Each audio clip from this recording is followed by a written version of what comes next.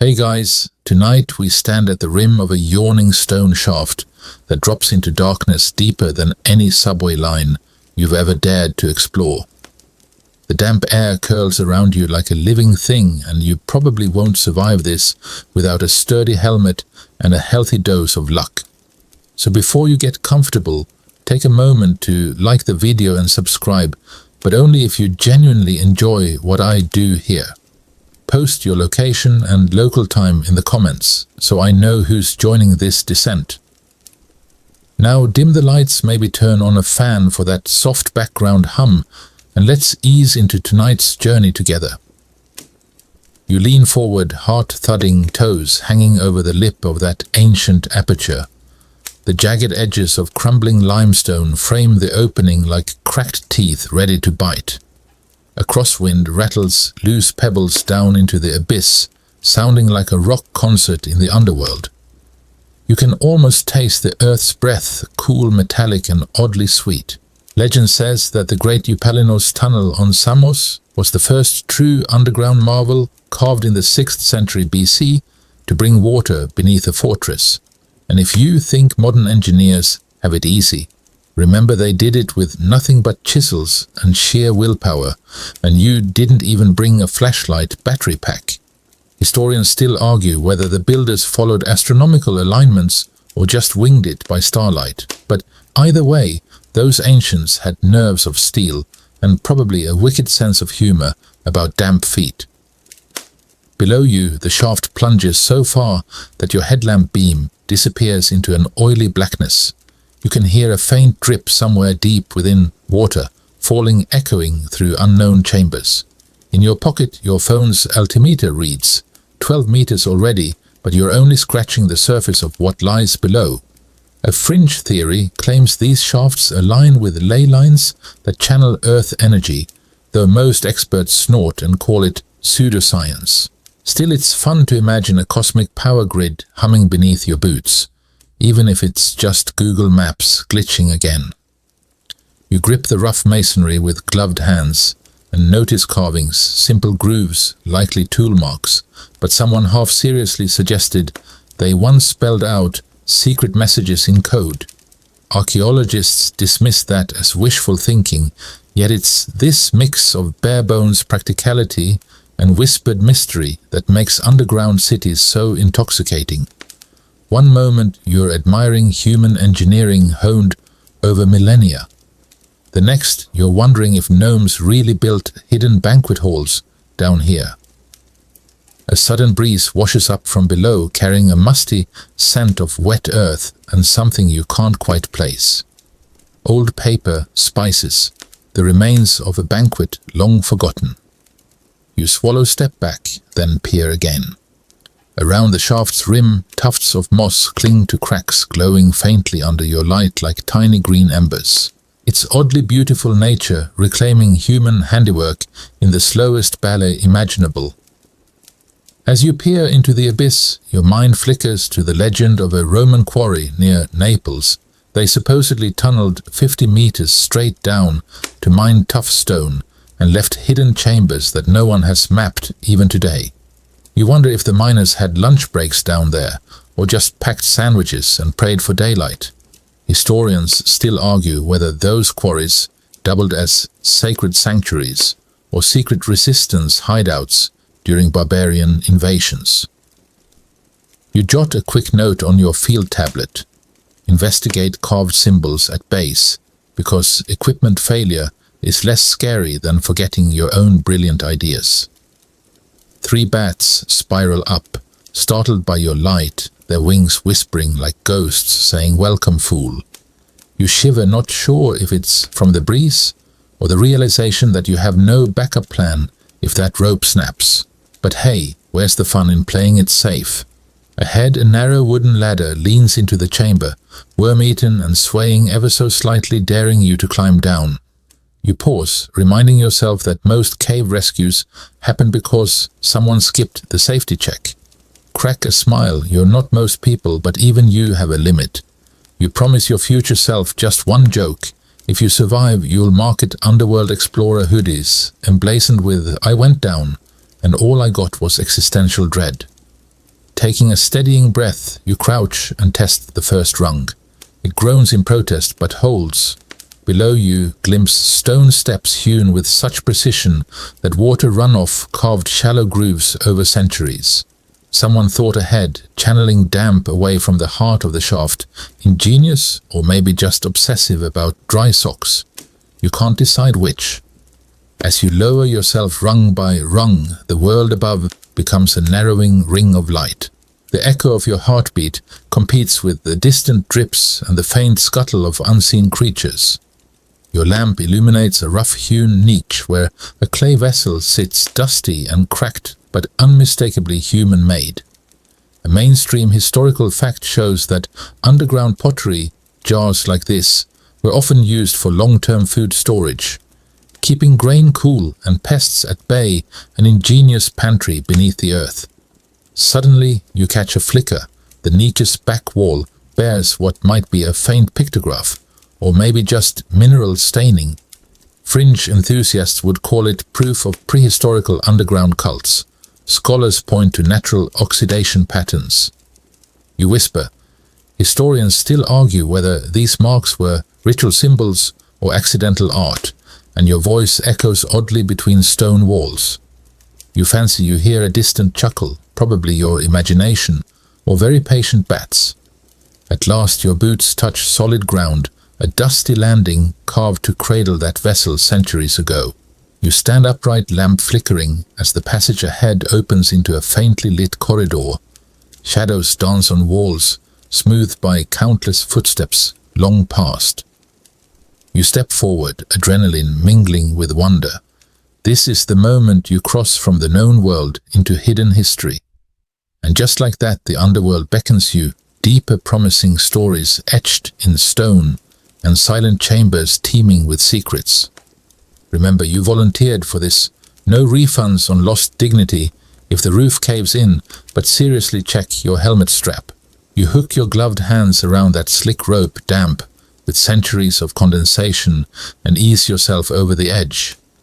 Your boots scrape against rough-hewn stone as you lower into the gloom, each creak of the fiber sounding louder than a stadium cheer at midnight. The rope thuds against your harness, sending a tremor through your arms that mingles with a faint pulse in your temples. You pause mid-descent to listen. A distant murmur, like whispered conversation in sepia-toned film, drifts up from the chambers below, tickling your eardrums and making your hair stand on end. You trudge downward, heart drumming, convinced you can almost discern words spoken long ago.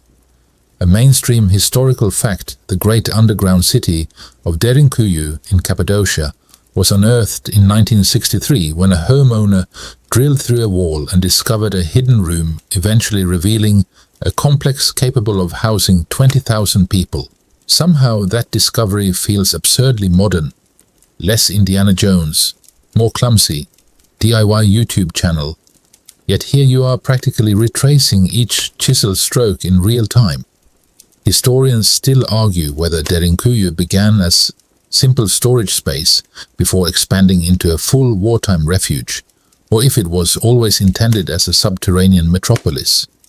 You squeeze your eyes shut for a moment, picturing families lighting rushlights in communal halls and whispering bedtime stories beneath layers of stone. As you descend past ancient ventilation shafts that funnel fresh air like lungs, the stone walls close in until it feels like being inside a whale's ribcage, only colder and with more bats. You feel the coolness bite through your layers, humidity drips off your jacket collar and beads on nearby stalactites that glimmer under your headlamp. A fringe tidbit insists that some underground complexes align with cosmic energy grids, channeling earth chakras to amplify psychic resonance. You roll your eyes, but can't deny a curious tingle at your fingertips, as if the stone itself hums with unspoken secrets. The rope sways slightly, pressuring your senses. You shift weight, pressing palms against the coarse fibers, noticing a pattern, tiny knots spaced at irregular intervals. Someone centuries ago must have replaced sections of rope with plant fibers, perhaps to mark levels, or memorialize lost explorers. You grin at the thought of an ancient spelunker graffitiing knot-tying edits like a rebellious teenager tagging walls. Historians still argue whether those knots were practical safety markers or secret codes to guide future visitors. You murmur voice, echoing back a tinny double. A sharp drip splatters on your helmet, snapping you back to immediate danger. Gravity. The drop below yawns wider now, beckoning you to continue. You test another knot, then push off the shaft wall and swing into a sloping tunnel. The rope whimpers as it catches on rough edges, reminding you that even the slightest miscalculation could send you spiraling into oblivion, or at least a really awkward rescue mission. Your ears fill with a drip-echo-drip pattern, a hypnotic rhythm that slows your thoughts. You find yourself wondering whether you should have worn earplugs, only to realize the irony you came here for immersive sound, not silence. The air smells of wet stone, ancient spores, and an odd trace of tobacco, like someone smoked here decades ago, long before this shaft saw any modern intruders. It's cozy in a way, like stepping into an abandoned wine cellar where ghosts still keep the corkscrews warm. A modern aside, your phone's screen died 5 minutes ago, so no Insta stories, no emergency memes, just you and primordial darkness. Wi-Fi reaches a grand total of nil down here, and 5G's a cruel joke. You push a quick LOL into your voice memo before remembering there's no signal to send it. Sleepy grin flickers. This is peak analog adventure. Halfway down, you catch a flash of movement, 3 bats peeling off the ceiling in a silent pirouette, searching for insects disturbed by your descent. They flit past, leaving trails of warm breath in their wake. You chuckle softly, remembering those winged heralds from Section 1. Welcome, fool, their echoes seem to say. You pat your helmet as if to reassure them you're friend and not a late-night pizza delivery. At last, your boots graze a ledge carved into the living rock. You plant your feet carefully and release the rope, letting it uncoil until it rests in a neat pile above. Ahead, an arched tunnel stretches away its smooth curves, worn by countless feet. The walls here bear shallow grooves that guided water runoff, an engineering marvel you saw in the Eupalinos tunnel, yet reimagined on a colossal scale. You take a deep breath, chest tightening at the thrill of entering a true underworld corridor.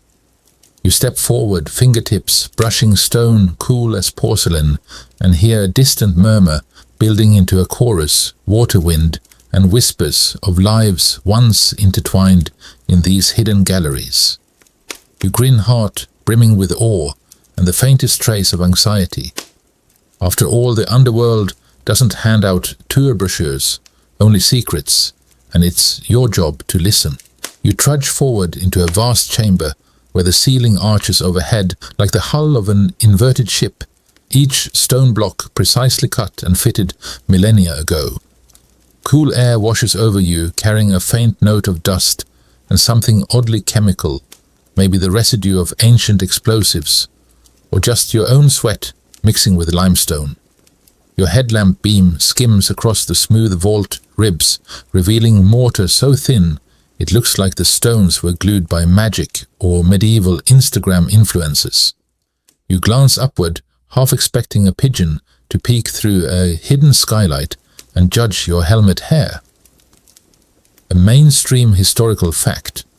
The Cloaca Maxima in Rome, begun in the 6th century BC, stands as one of the world's earliest large-scale underground engineering marvels, draining marshes and channeling wastewater beneath the city, proof that ancient Romans could multitask. They built aqueducts and perfected sewage before breakfast. Historians still argue whether it was originally conceived as a sacred drainage canal for the gods, or simply a very practical way to keep toga hems clean. You run a hand along the cool stone, feeling the faint undulations, where chisels cut into volcanic tuff, the same rock that sleepy Derinkuyu dwellers once carved like butter. Every groove, every barely visible seam tells a story of sweat and smoky torchlight. Fringe enthusiasts whisper that some builders left hidden inscriptions in code, secret messages for future explorers, or intergenerational "you shall not pass" warnings. You scoff at that, yet can't shake the idea of a prankster stonemason centuries ago snickering as he carved "Go back you, fool" in microtext behind a support beam. The corridor widens into a cross-shaped junction, the vaulted ceiling forming graceful arcs that converge at a central keystone carved with a faint emblem, an 8-pointed star, or maybe the mark of a forgotten guild. You kneel to study it, noting chisel marks consistent with the Roman-era workmanship. A modern aside, if you had Wi-Fi down here, you'd be posting selfies with the #Underworld goals, but alas, your phone's still in airplane mode permanently. Light dances off the walls as you advance, illuminating stone benches hewn into the alcoves. Rest stops for weary travelers or secret meeting spots for conspiratorial philosophers. You imagine long-dead scholars debating the nature of existence, by torchlight perhaps arguing whether the belly-button lint of a salamander held cosmic significance.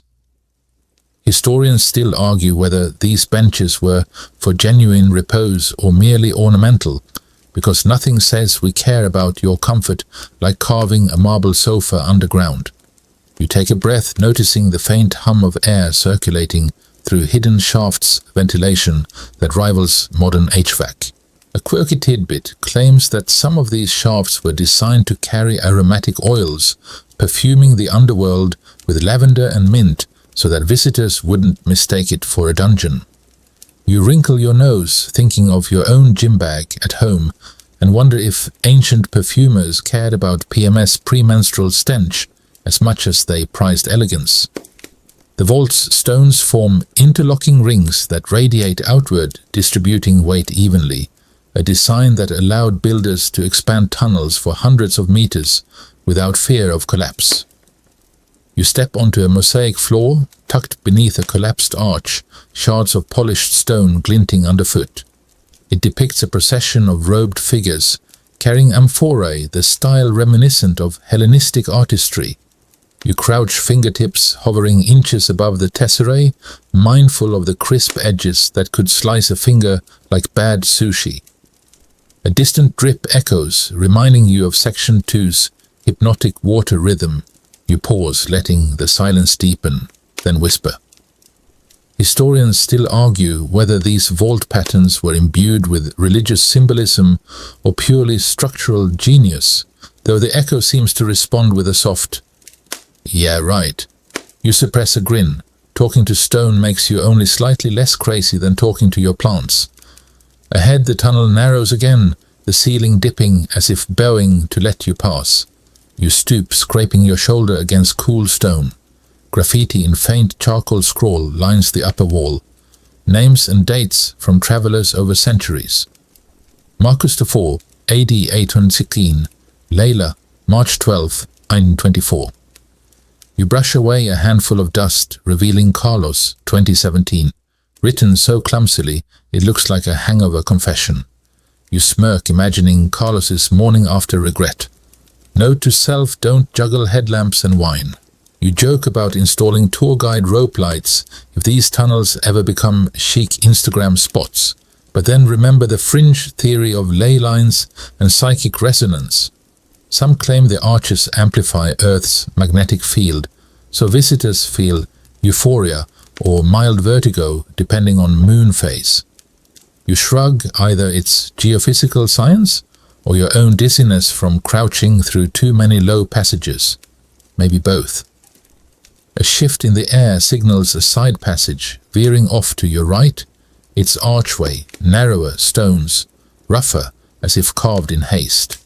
You press forward, curiosity outweighing every safety manual you've ever read.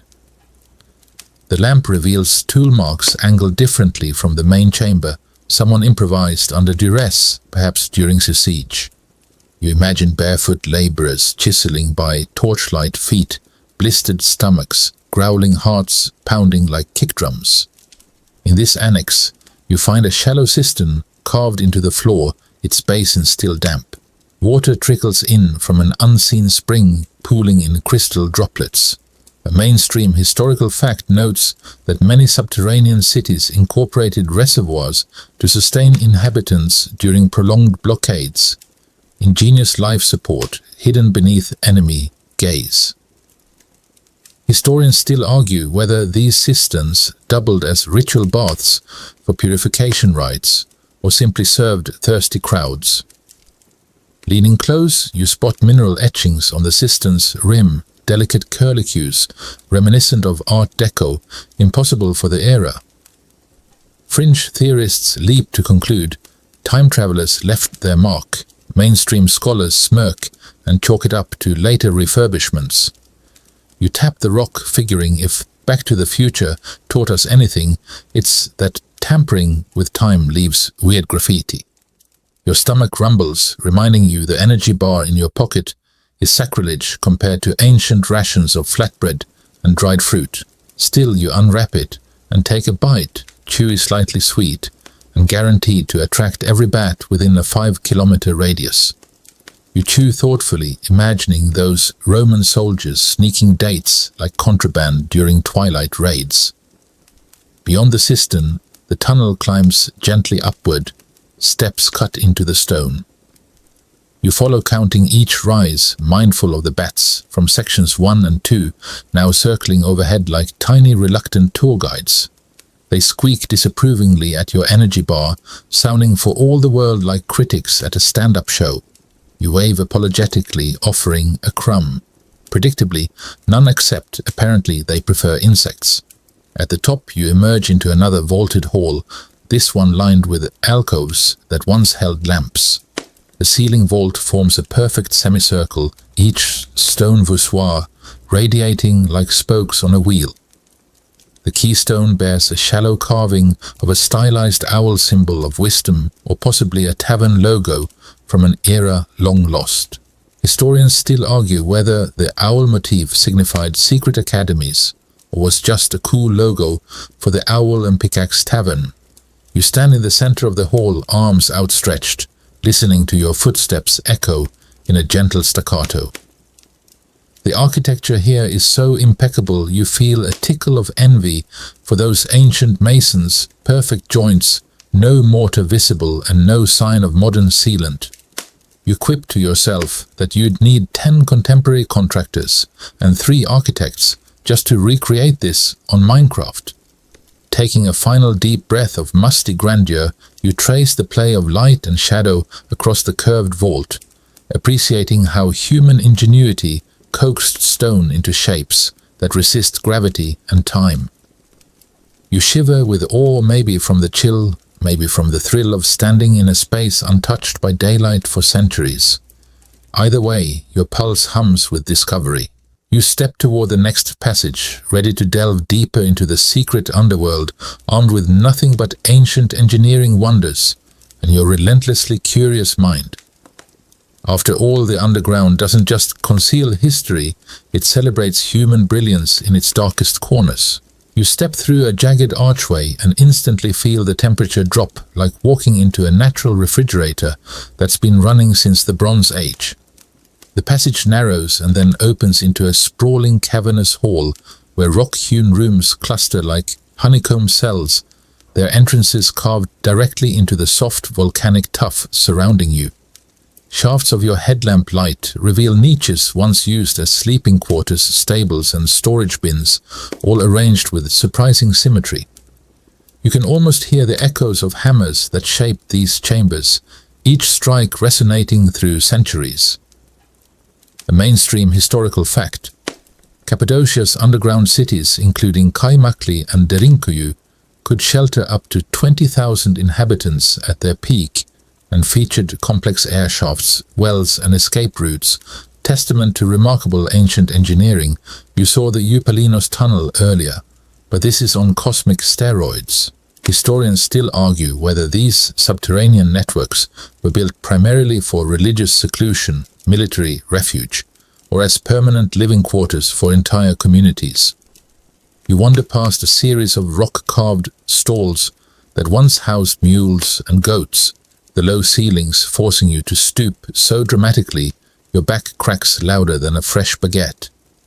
You wonder if farmers back then complained about stiff necks or just got used to artisanal chiropractic adjustments. A fringe tidbit claims that some of these caverns align with star constellations, guiding ancient stargazers to hidden observatories below ground. Skeptics scoff, but you still catch yourself glancing upward as if expecting a tiny dome of stars in the stone ceiling. Lamps carved into niches flicker to life in your imagination, burning olive oil that scent the air with a faint whiff of burnt herbs. Some whisper that those herbs were hallucinogenic, used by priests to induce visions. You grin thinking of your own morning ritual, a lukewarm latte, an existential dread, much less dramatic than ancient mystery cults, but equally effective at inducing visual hallucinations of your inbox. As you delve deeper, you notice a chamber painted with faded frescoes, depicting daily life farmers gathering grapes, dancers swirling in circular patterns, and what looks like a goat-headed deity leading a procession. The pigments, red ochre, black manganese, and white chalk still cling to the rock face, though chipped and blurred. You reach out to touch the goat, God's horns, half expecting it to moo in welcome, but only dust drifts onto your glove. A modern aside, your GoPro's low battery warning blinked red 5 tunnels ago, so no time-lapse footage here, just you, the goat god, and an audience of a dozen bats judging your filming skills. You whisper historians still argue whether these frescoes served as sacred icons for worship or merely brightened dreary living quarters, and you can almost hear a distant murmur, either agreement or a disgruntled goat bat crossing the ceiling. You crouch into a narrow corridor that slopes upward, each step carved without precision, yet worn smooth by countless footsteps. The walls narrow until you need to turn sideways, scraping a shoulder and muttering an apology to the stone because even in caves posture matters.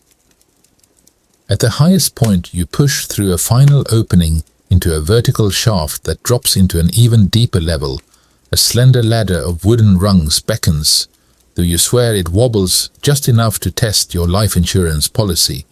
Before descending, you pause to catch your breath and glance around the chamber you just left. Lamp niches here emit perfect semicircles of shadow that remind you of vintage club signage, live bats tonight. And you can't help picturing an underground nightclub operated by nocturnal creatures. 3 jokes flashed through your mind. Bats would charge extra for echolocation, parking goat gods would be terrible DJs, and you'd totally pay to see mules DJing a techno set in Keimakli. Taking a steadying breath, you clamber onto the ladder and lower yourself into the darkness. Each rung echoes like a tiny drumbeat, lulling your senses into a trance. You remind yourself that no one ever got lost in these tunnels, except that one guy from Section 3 who forgot to mark his path and is probably still wandering. Fringe fans believe his ghost haunts the passageways, whispering directions in Turkish. Archaeologists attribute any odd voices to wind blowing through unseen crevices. At the base, you find a circular chamber known as the wine cellar, complete with wine press depressions carved into the floor and channels directing juice into storage jars. The air smells faintly of fermented grapes. Imagine 2,000-year-old Merlot, now a mystery flavor labeled dust and damp. You tiptoe around the depressions, half expecting someone to pour you a tasting sample. Your stomach rumbles, reminding you that energy bars are no replacement for genuine ancient carbohydrates. You peer into a small side niche where shelves once held amphorae brimming with oil and wine. Faint grooves on the shelf edges suggest jars were secured with leather straps, ingenious if messy, when you dropped one and tried to clean up red clay. You mutter about marketing Cappadocia kit boxes for modern cave enthusiasts. DIY, strap on your amphora, light an LED candle, and host your own subterranean happy hour, helmets optional, but recommended.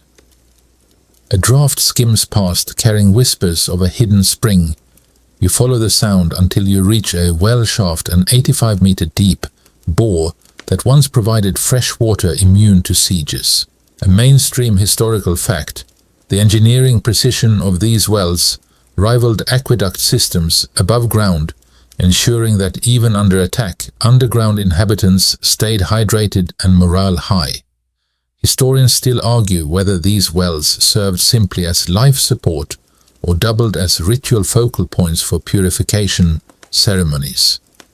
Leaning over the edge, you shine your lamp into the darkness and catch a glint, likely moisture, maybe something metallic, or your GoPro lens cap you lost 5 minutes ago.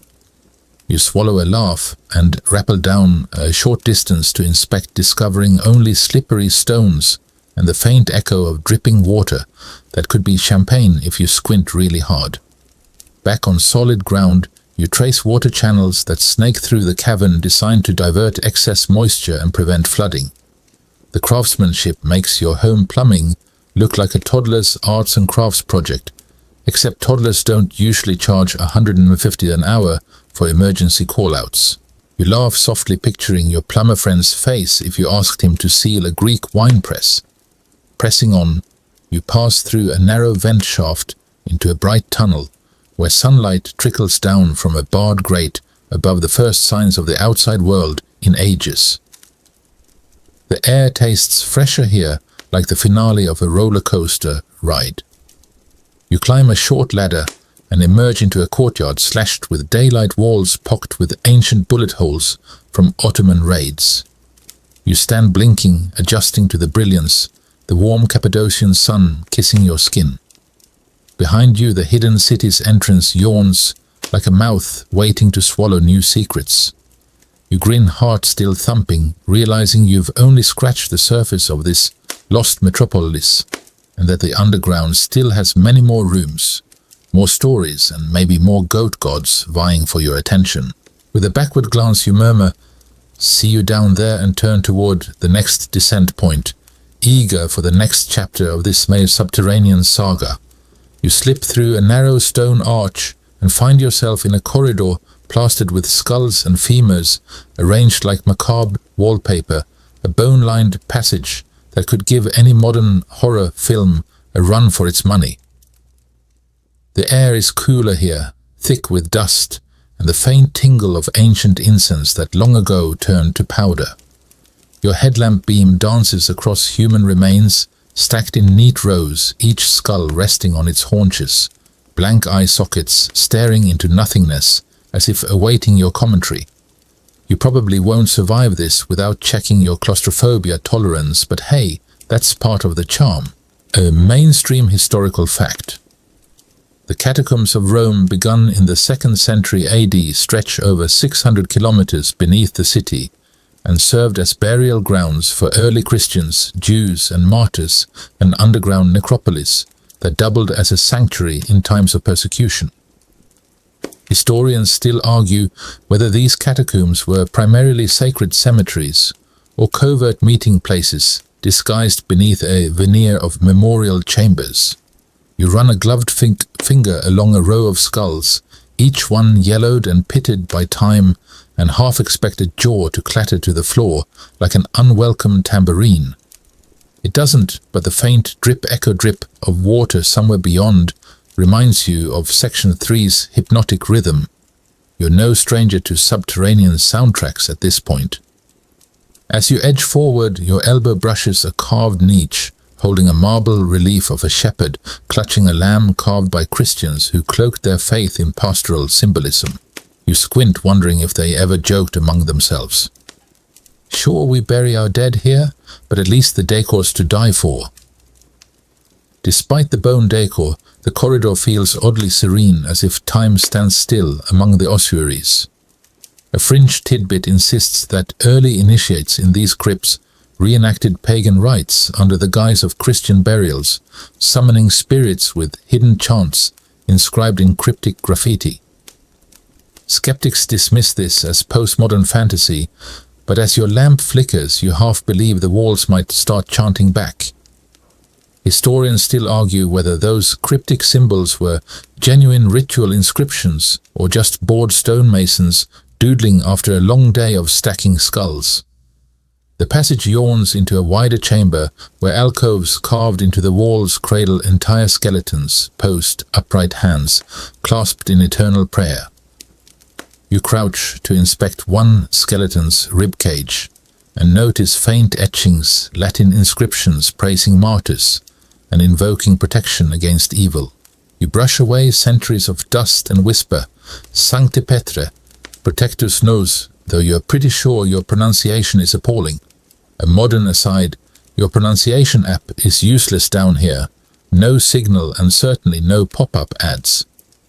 A sudden breeze tickles the back of your neck, carrying the faintest whiff of sulfur, like rotten eggs left behind by neglectful bats. 3 of those judgmental bats from the earlier sections swoop overhead, wings flitting like handheld fans, signifying, "We told you this was spooky." You chuckle softly, reaching into your pocket for an energy bar, then remember Section 4's wine press and opt to save it for later. No need to anger subterranean spirits with sticky snack residues.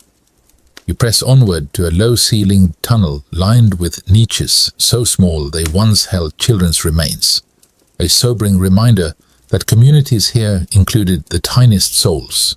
You kneel touching a niche where an engraved cross sits beside a stylized fish, a secret Christian symbol in a time when faith could summon imperial wrath. You imagine mothers and priests whispering prayers among these bones, voices muffled by stone forging hope in the darkness. A mainstream historical fact, the earliest catacomb inscriptions often employed the Greek word ichthys, fish, as an acronym for Jesus Christ, Son of God Savior, allowing believers to identify one another covertly. Historians still argue whether those tiny fish carvings served as clandestine meeting signs or simple devotional artwork. You grin at the thought of ancient Christians playing Spot the Fish in Bone Gallery's version 1.0 of a religious Easter egg hunt. Your lamp illuminates an archway leading to a circular chapel where a chipped altar stands beneath a carved fresco of the Good Shepherd. The paint is ghostly pale now, but you catch hints of crimson and gold, suggesting it once shimmered like Byzantine bling. You whisper historians still argue whether these chapels were daily worship spaces or only opened for special funerary rites, even as you imagine secret midnight masses led by candlelight, the air redolent with frankincense and whispered Latin.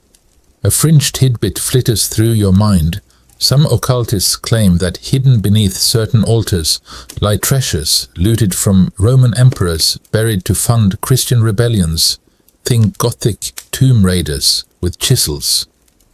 Scholars roll their eyes, but a gleaming glint in the alcove prompts you to crouch and investigate.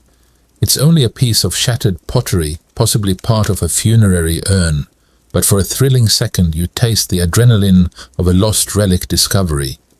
You stand and brush dust from your knees, noticing the ground is powdered with tiny bone fragments that skim across your boots like ghostly confetti. A modern aside, this would make a great Halloween theme.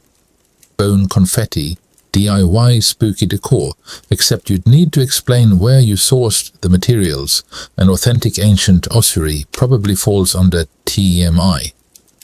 Proceeding through an arched passage marked by a faded Chi-Rho symbol, you enter a library chamber where lead-bound books once stored scriptures and sermons.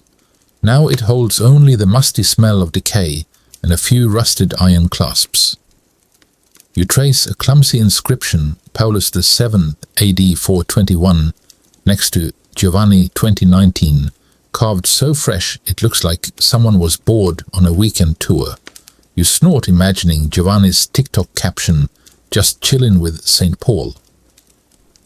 A breeze stirs the page, fragments scattered on a stone lectern, vellum scraps that might once have borne gospel verses. You lean in mouth dry and imagine rediscovering a lost text. You joke to yourself that if Indiana Jones ever collaborated with a spelunker, they'd debate whether to save the scroll or grab breakfast first. Scholars still argue whether lost texts referenced here were apocryphal gospels or merely butchered parchments reused as mundane wicks. Beyond the library, a corridor slopes downward into utter pitch black. No drips, no echoes, just a void. You pause, listening for the distant drip echo, drip that's become your personal metronome. When the silence presses in, you feel suddenly anxious without its comfort. You remind yourself that even if you can't hear water, you can always rely on bats to break the tension. Sure enough, a faint flutter echoes above. You switch your lamp to high beam and step forward, boots crunching on bone fragments that give your footsteps an unintended percussion. The bone-lined walls close in again, and you wonder if this section ever hosted clandestine baptisms, the water drawn from hidden cisterns below. Historians still argue whether some shafts served dual functions as both wells and baptismal fonts, though the logistics of dunking in a confined bone corridor seem awkward at best. Your stomach rumbles, so you sneak a bite of your energy bar, salted caramel, if you must know, filtering crumbs like a squirrel storing nuts. You imagine ancient clerics nibbling sacramental bread here, but probably less flavorful. 3 bats swoop low as if judging your snack choice, so you tuck the wrapper away and vow to up your wildlife etiquette. The passage opens into a final vault where candles once burned in recessed sconces, now empty, but for rusty iron brackets. The ceiling arches in concentric rings, a silent cathedral of bones and stone. You stand in the center, arms stretched wide, and feel the weight of centuries pressing gently upon your shoulders. You whisper a quiet thanks to those who built and buried here, guardians of forgotten faith and hidden lives. Drawing yourself together, you turn back toward the exit, every step a reminder that beneath modern streets lies a world of solemn beauty and whispered secrets. You promise yourself one more joke. If you ever open a souvenir shop for catacomb explorers, you'll sell Bon Appetit t-shirts. Then you bend to squeeze through the skull-studded arch and emerge into the cool corridor beyond, ready for the next subterranean revelation. You crouch beneath a low lintel carved into sun-bleached sandstone and slip into a narrow tunnel that instantly trades scorching daylight for a cool whisper of subterranean breeze. The air smells faintly of dry earth and ancient sweat, like a forgotten gym bag left under your grandmother's bed. The walls here are ribbed with horizontal tool marks, each groove filled with wind-blown dust that sifts down onto your shoulders as you venture deeper. You can almost hear the desert's heartbeat, silent, vast, and unbearably patient. A mainstream historical fact in Matmata, Tunisia. Berber communities have dwelled in underground pit houses for over 1,000 years, carving spiraling rooms and tunnels to escape the Sahara's relentless heat, a living desert labyrinth designed for thermal comfort and defense. Historians still argue whether these troglodyte homes served primarily as climate control shelters or as hideouts against bandits and marauding armies. The passage widens into a circular chamber carved so symmetrically it could have been machine-drilled, though chisels and human backs did the work. Tiny vents high above funnel fresh air like natural HVAC, while shallow cisterns in the floor collect precious seepage. You step carefully around a shallow pit. Some scholars believe these depressions were vermin traps, luring rats and snakes into stone cages. Others insist they held jars of grain and olive oil, hidden storehouses against drought and siege.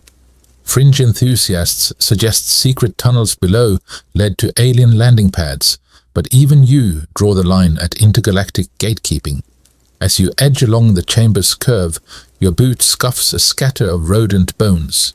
You wince, wondering whether you've just disturbed Mr. Desert Rat's retirement community. A fringe tidbit whispers in your ear. Locals once called these tunnels the Whispering Caves, claiming desert winds passing through created ghostly voices, ancient prayers carried on the breeze. You pause to listen, half expecting spectral chanting, but only hear your own exhale echoing back like a failed karaoke audition.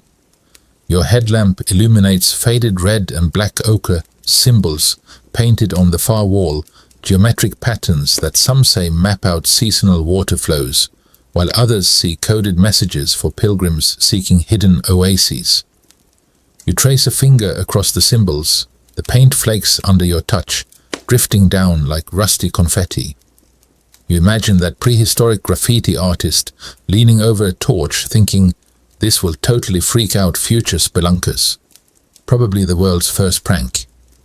You step into a narrow side passage where the ceiling dips so low you must stoop, brushing your helmet against stone. The scrape of metal on rock is louder than you expected, an unwelcome reminder that your favorite taco-eating shirt is now forever stained. You mutter a joke to the walls. "If I survive this, I'm switching to finger foods." The echo returns as a faint chuckle, or maybe just your imagination, but it lightens your pulse.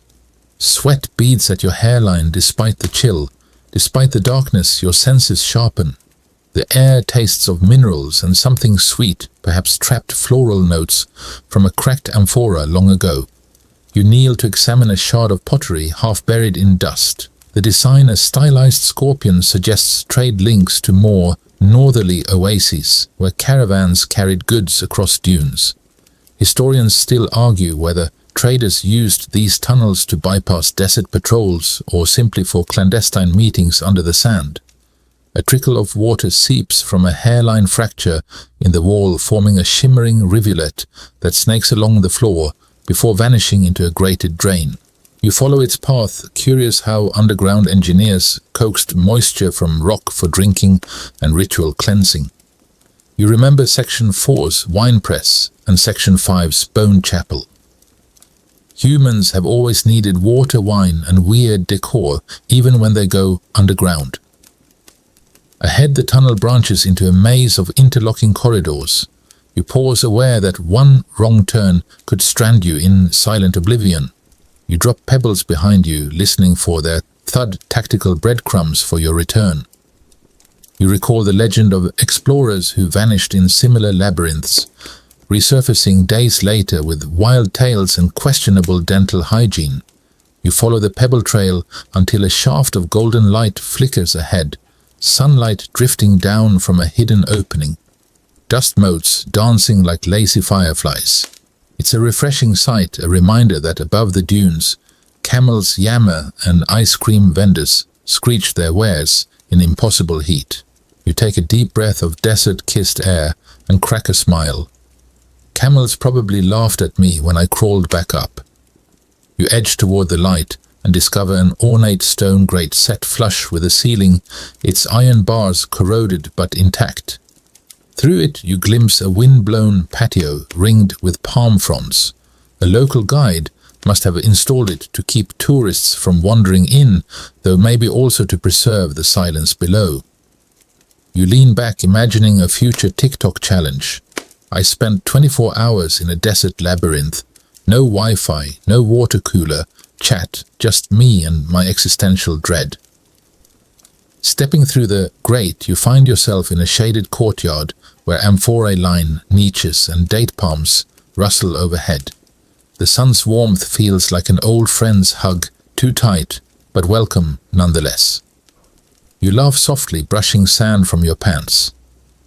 Note to self, sand is nature's glitter, never goes away.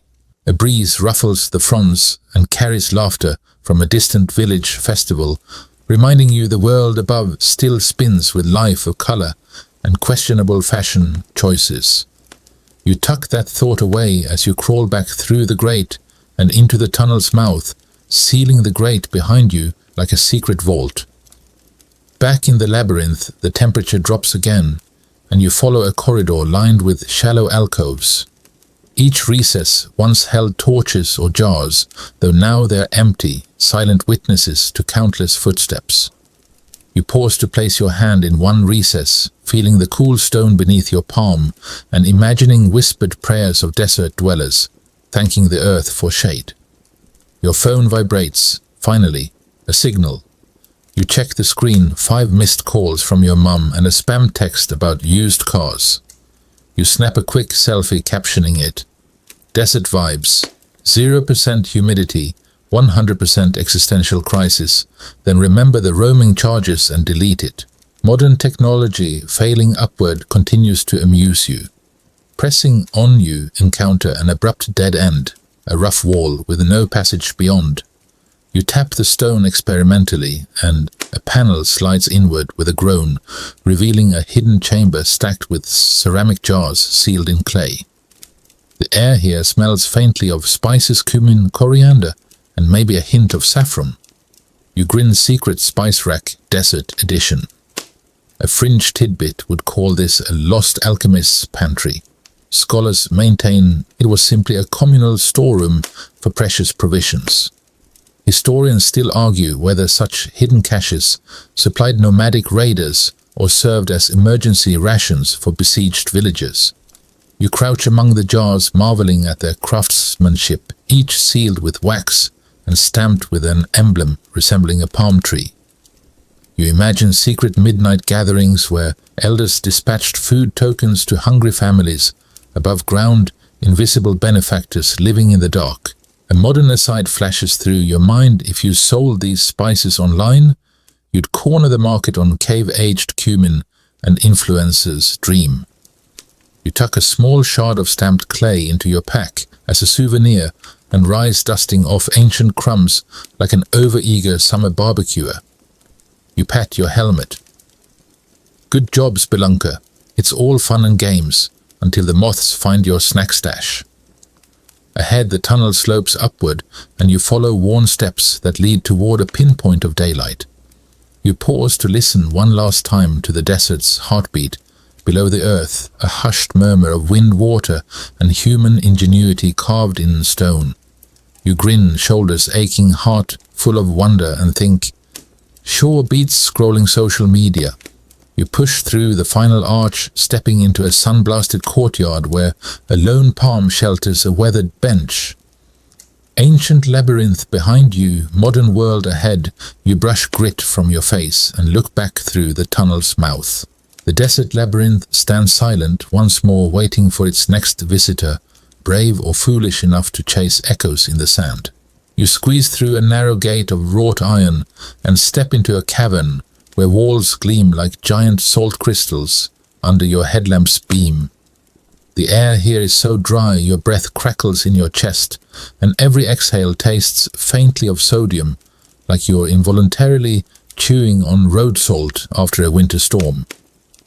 You probably won't survive this without a good moisturizer, but hey, rough crispy skin builds character. A mainstream historical fact: the Wieliczka salt mine in Poland, operational since the 13th century, extends over 300 kilometers of tunnels and chambers, carved entirely from salt, complete with chapels, statues, and chandeliers hewn from crystallized sodium chloride. Historians still argue whether medieval miners intended these ornate carvings as devotional offerings to patron saints, or simply as elaborate proof that if you're gonna dig, dig with style. Your boots crunch on the gritty floor as you trudge forward, each step echoing in the hollow halls like a slow drumbeat, orchestrated by the earth itself. The far wall shimmers with a pale pink hue where impurities tinted the salt strata eons ago. You swear it glows under your lamp as though the mine itself has bioluminescent ambitions. Fringe enthusiasts claim salt crystals here can store memories, so if you press an ear to the wall, you might hear a 14th century miner's lament about blisters and bad ale. You lift a small crystal shard, let it dissolve on your tongue. Tangy cold and oddly refreshing, like licking an edible snowflake. A modern aside, your phone's battery died as soon as you entered, so no Insta-worthy selfies amidst the salt cathedrals. Just you, the hush of the earth, and the occasional drip of brine from overhead stalactites.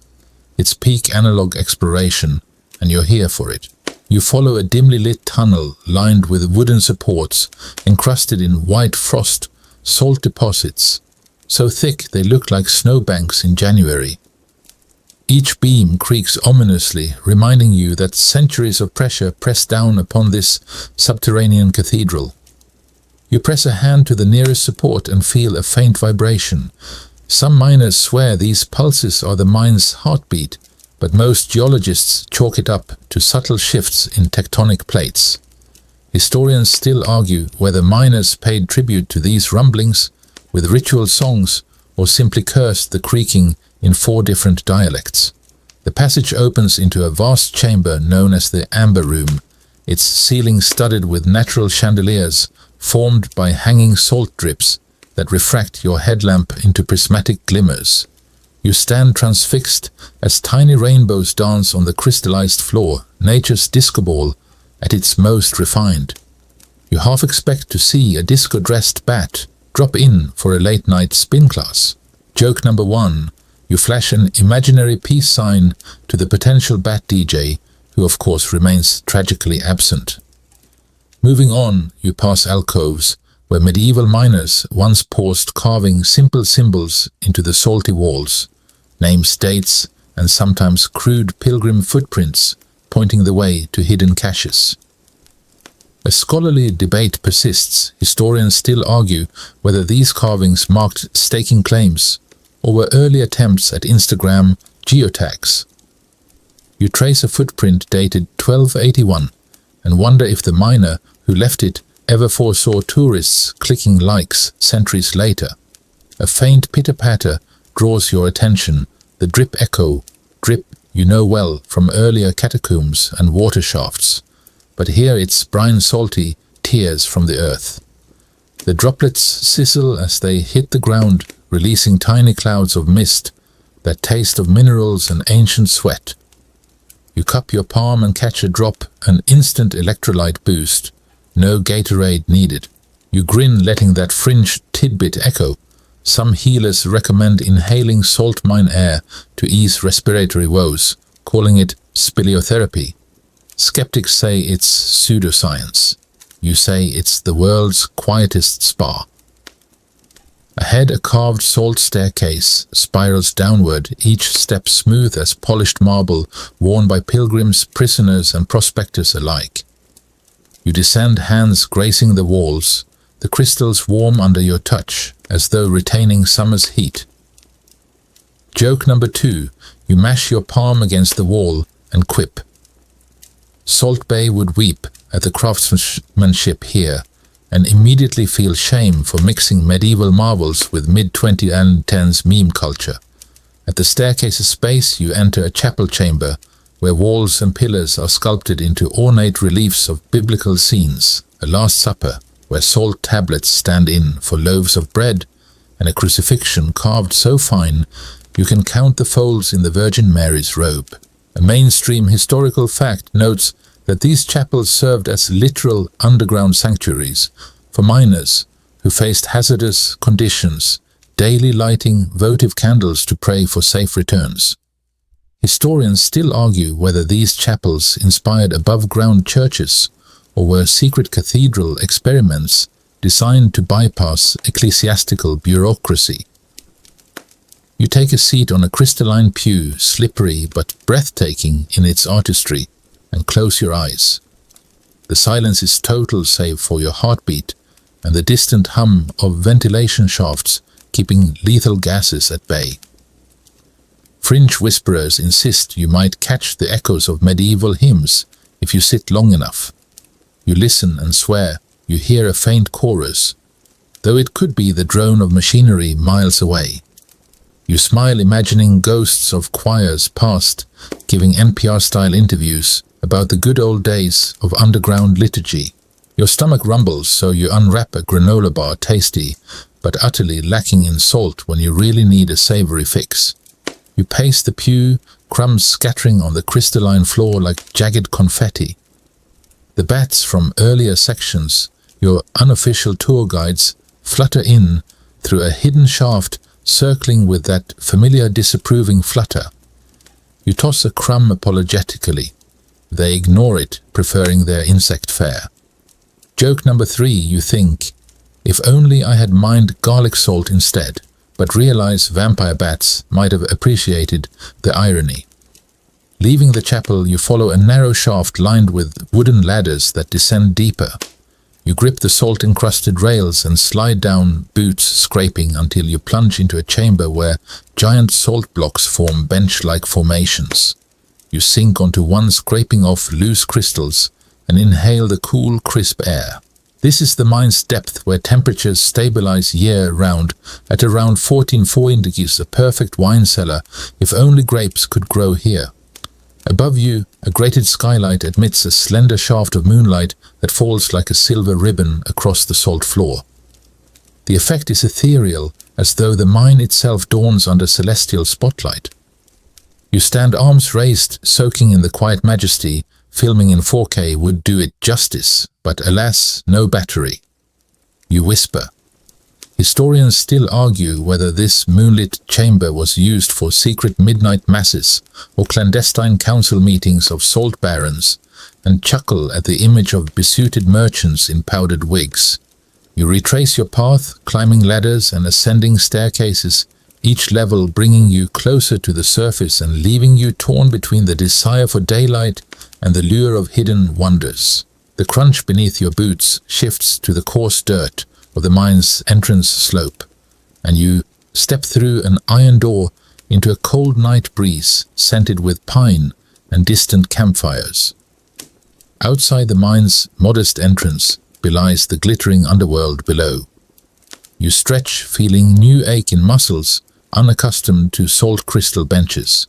Your headlamp clicks off, leaving you under starlight, so sharp it feels like a million solar-powered flashlights.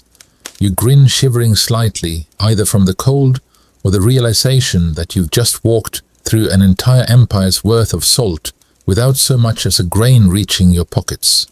You turn away from the entrance and swap a fist bump with your reflection in a polished mine plaque. Thanks for the memories and the exfoliation. As you trudge toward your ride, you feel the salt tingling on your skin, a lingering souvenir of an underworld that literally left you seasoned. Whether these mines were sacred grottos or industrial marvels, one thing's clear: they're the salt of the earth, and your next Snapchat filter won't stand a chance. You follow the hidden stream as it carves a silvery ribbon through the limestone, each ripple catching your headlamp like starlight in a bottled galaxy. The water's hush is mesmerizing, soothing enough to lull you into a trance, if not for the occasional splash reminding you you're still very much above water. You crouch, letting your fingertips skim the cool current, and marvel at how this humble trickle once sustained entire subterranean metropolises.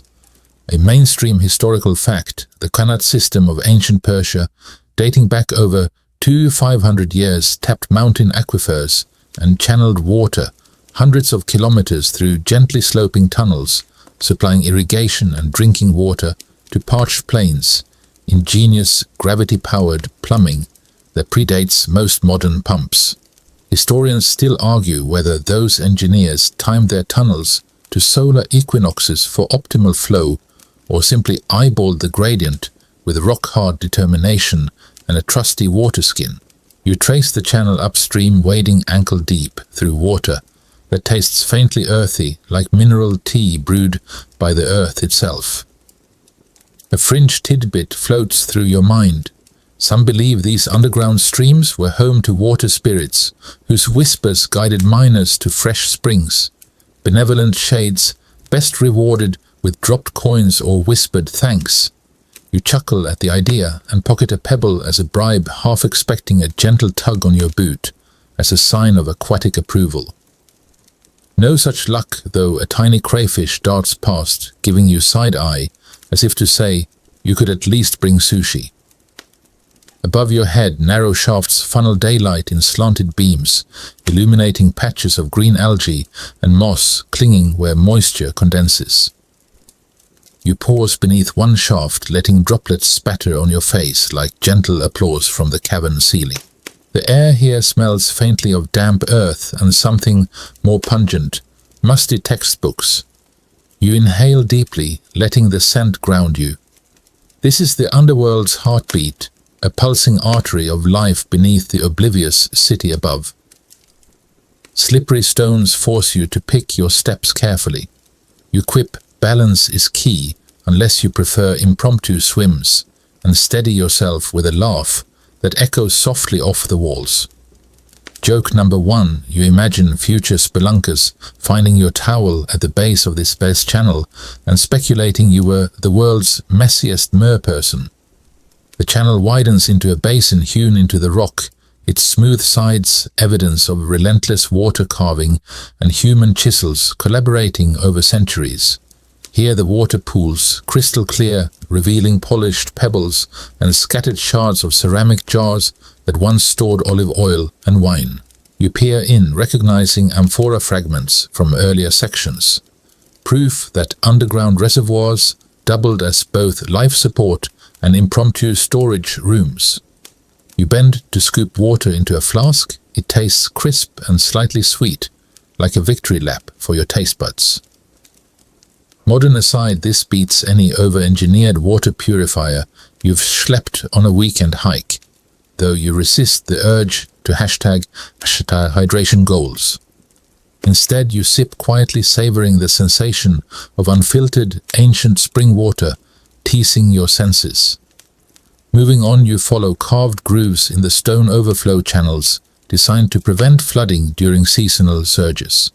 These grooves guide excess water into hidden sluices that plunge into lower cisterns. You glance down and catch the faint glimmer of another pool below its surface, as mirror-smooth as a vanity queen's complexion.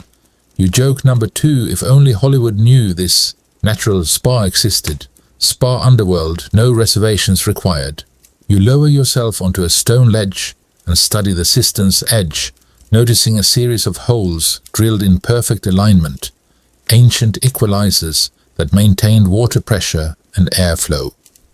A mainstream historical fact reminds you that Roman engineers built enormous cisterns, like the Basilica cistern in Constantinople, capable of holding up to 80,000 cubic meters of water beneath the city, complete with Medusa head column bases repurposed in Gothic chic. Historians still argue whether those cisterns served purely as reservoirs or doubled as secret imperial wine cellars, because if you had that much underground space, why not mix business with Bacchus? Your gaze drifts to tiny algae colonies dancing on submerged walls, their emerald fronds shifting in the current. Fringe enthusiasts adore claiming these biofilms hold medicinal properties, that soaking in living rock baths can cure ailments from rheumatism to existential dread. You roll your eyes affectionately. An ancient spa sounds delightful until you realize you'd be the one performing the treatments. Step into my cave. I'll rub you down with prehistoric green goo. No thanks. You clamber down a notch into the lower cistern water, lapping at mid-calf, and spot an inscription carved just above the high water mark, Anno Domini 1524, followed by a scratched stick figure holding a bucket. You snort, picturing a medieval plumber recording his business hours, or maybe the last person to sweep leaves off the grate. You murmur, historians still argue whether such graffiti marked maintenance logs or served as comedic relief for weary workers, and your voice bounces back like a cheerful echo. As you circle the cistern, the muted drip, echo drip returns, forming a percussive backdrop. You lean over and dip your hand in, letting water dribble down your arm, refreshing, but enough to remind you socks will be soaked for the foreseeable future. You quip joke number 3, moist socks, courtesy of ancient hydrology, and remind yourself this is the sort of discomfort that makes good stories. Just avoid mentioning it in your next dating profile. You exit the cistern via a steep ramp, each step hewn like a staircase in a secret monastery. The ramp twists, and you can't help but imagine novices carrying water jars here at dawn, chanting prayers to unseen deities of moisture. A fringe rumor claims these tunnels channeled sacred spring water for baptismal rites, imbuing each drop with divine potency. Skeptics dismiss this as theological overkill, but you can't deny the water's almost reverent hush. At the top of the ramp, you step onto a rocky platform where a narrow conduit continues onward, sunlight flickering through narrow cracks overhead. You advance, noticing handholds carved into the walls, evidence of ancient guides helping travelers traverse the slippery slope. You pause to test one hold. It feels solid, though you resist calling it your new personal grip trainer. The conduit narrows into a tunnel slick with condensation. Beads of moisture glisten on the walls, reflecting your headlamp in 1,000 tiny pinpricks. You lean close and catch a whiff of fungal sweetness like aged mushrooms or vintage comic books left in the basement. You wrinkle your nose. If spores wanted to cosplay as perfume, they've nailed it. You stumble into a chamber where the conduit spills into a rectangular reservoir lined with stone blocks like a baptismal font etched in granite. The surface of the water is still save for concentric ripples where unseen drips fall. This chamber feels sacred, hushed, as though built not just to store water, but to inspire quiet contemplation. You step closer, tracing the reservoir's edge. Each block bears tool marks so precise it suggests a single master mason's hand laid them centuries ago, a mainstream historical fact in Petra, Jordan. Nabateans built elaborate underground aqueducts and cisterns, fed by runoff from seasonal flash floods, storing water for months with sand filtration, a desert version of Blue Planet's episode on coral polyp filtrations. Historians still argue whether those systems were solely utilitarian or intentionally designed as pilgrimage features to impress travelers with watery wonders beneath the rose-red city. You settle on a low stone bench and exhale, letting the hush settle around you. The only movement is the gentle sway of a rope descending from a hatch above your next exit point. You close your eyes for a moment, listening to water's lullaby, and feel your pulse slow in time with the ripples. A fringe whisper tickles your mind as some say these underground water halls amplify brainwaves inducing meditative states. Others outright call it pseudoscience. You smile, thinking of your morning meditation app. Now breathe focus and ignore the texting spouse next to you. Down here, the only notifications come from dripping stalactites. You rise, feet cracking softly on stone, and cross the chamber to where the rope ladder hangs. You pause at the threshold, glancing back at the reservoir's glassy surface and imagining ghostly reflections of long-gone worshippers scooping water for sacred rites or simple sustenance.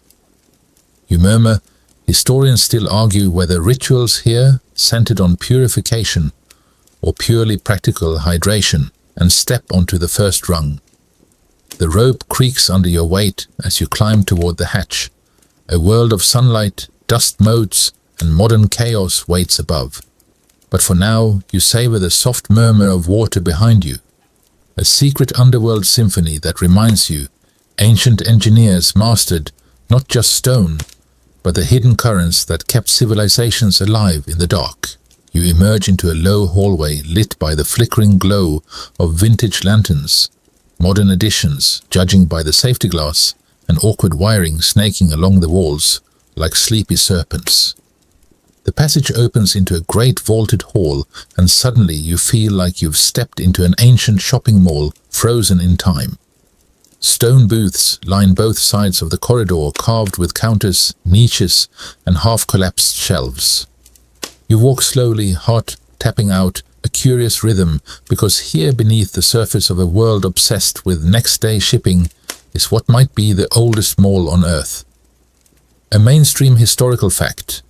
Derinkuyu and other underground cities in Cappadocia housed not only living quarters, but full commercial zones, wine presses, bakeries, markets, and even communal meeting halls carved into the tuff. Historians still argue whether these underground markets operated only during sieges or were part of daily life for full-time subterranean residents. You shine your headlamp on the nearest booth.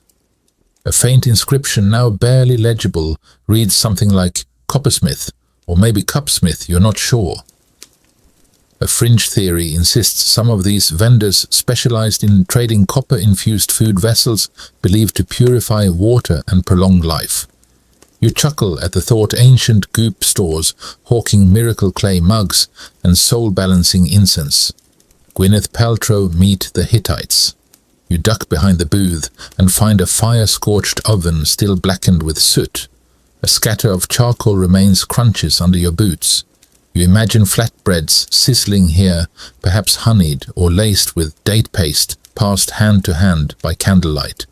A bat flutters overhead, possibly looking for leftovers, or just scouting for property real estate down here seems stable enough if you're nocturnal and immune to dust.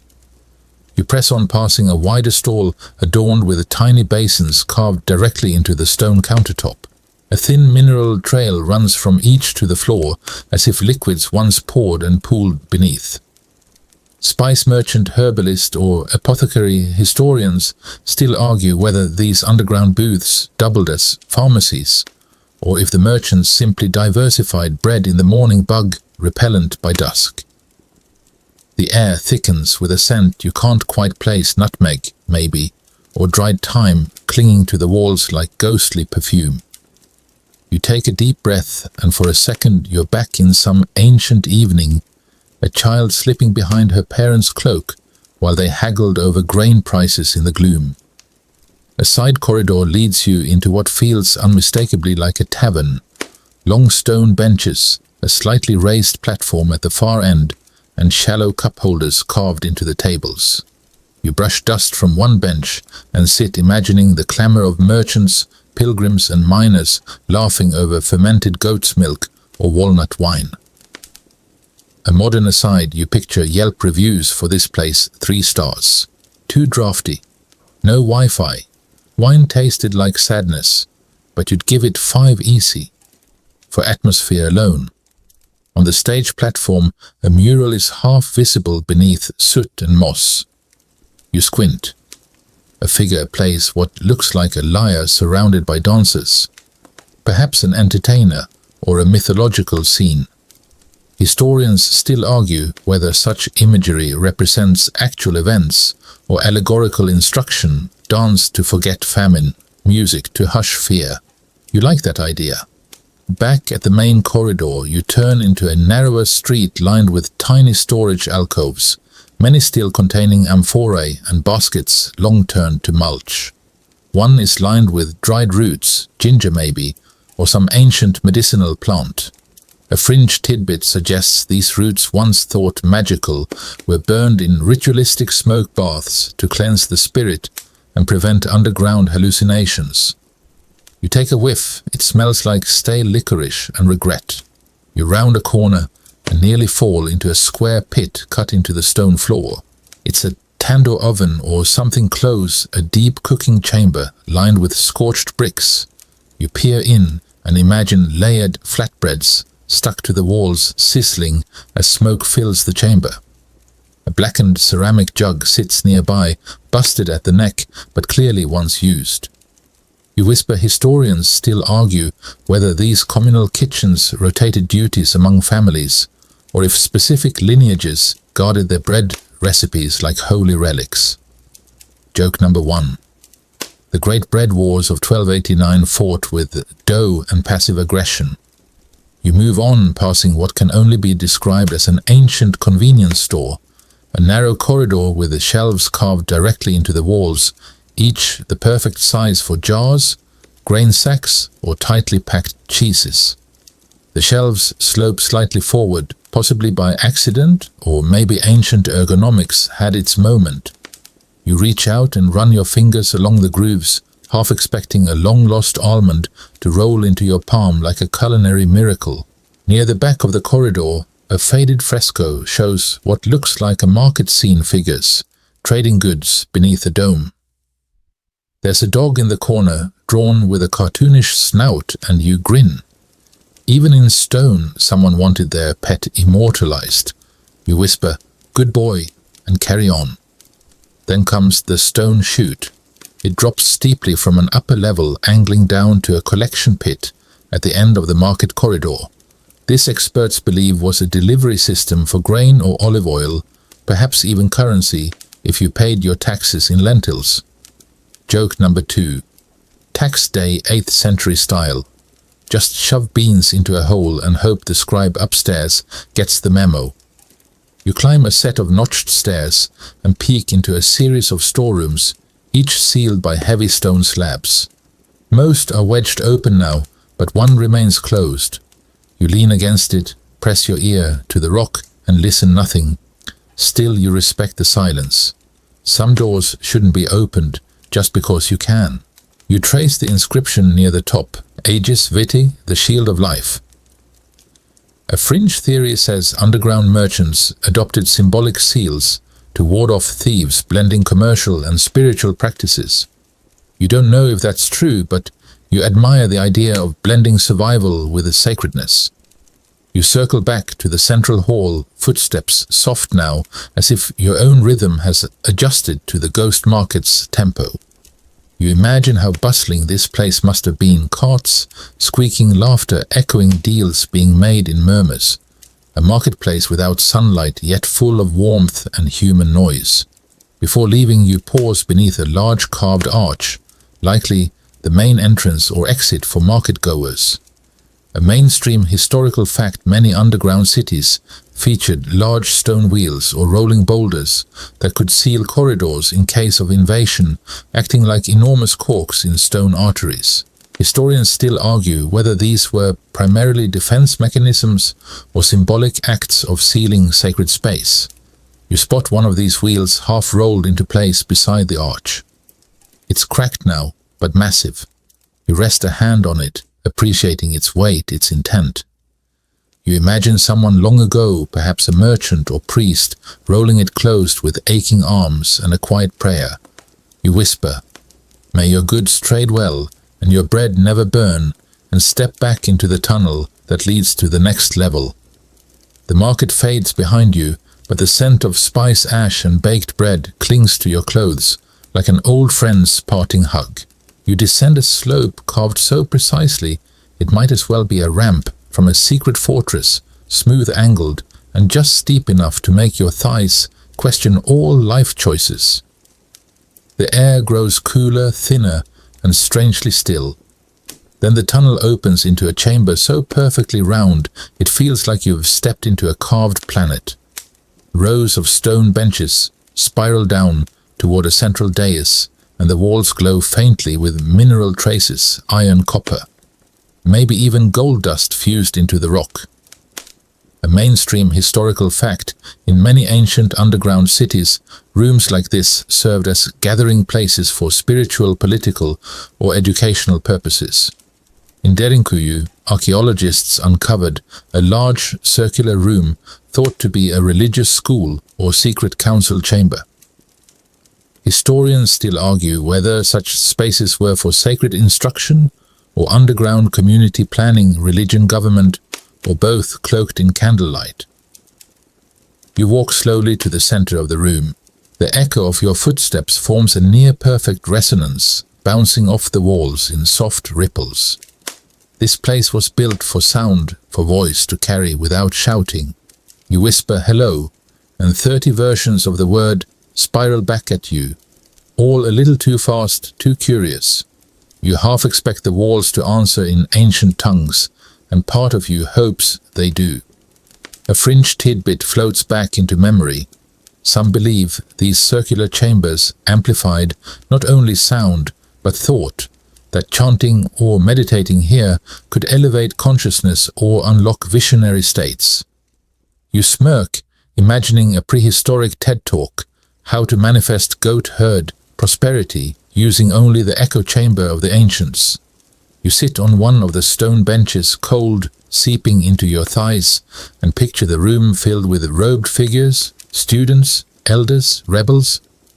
Perhaps someone once stood where you are now teaching constellations, etched on the wall or whispering the steps of a forbidden rite. Behind you, a carved symbol draws your eye, an 8-pointed star inside a crescent. Historians still argue whether this was an astrological marker or a coded map pointing to deeper, more hidden vaults. Joke number 1.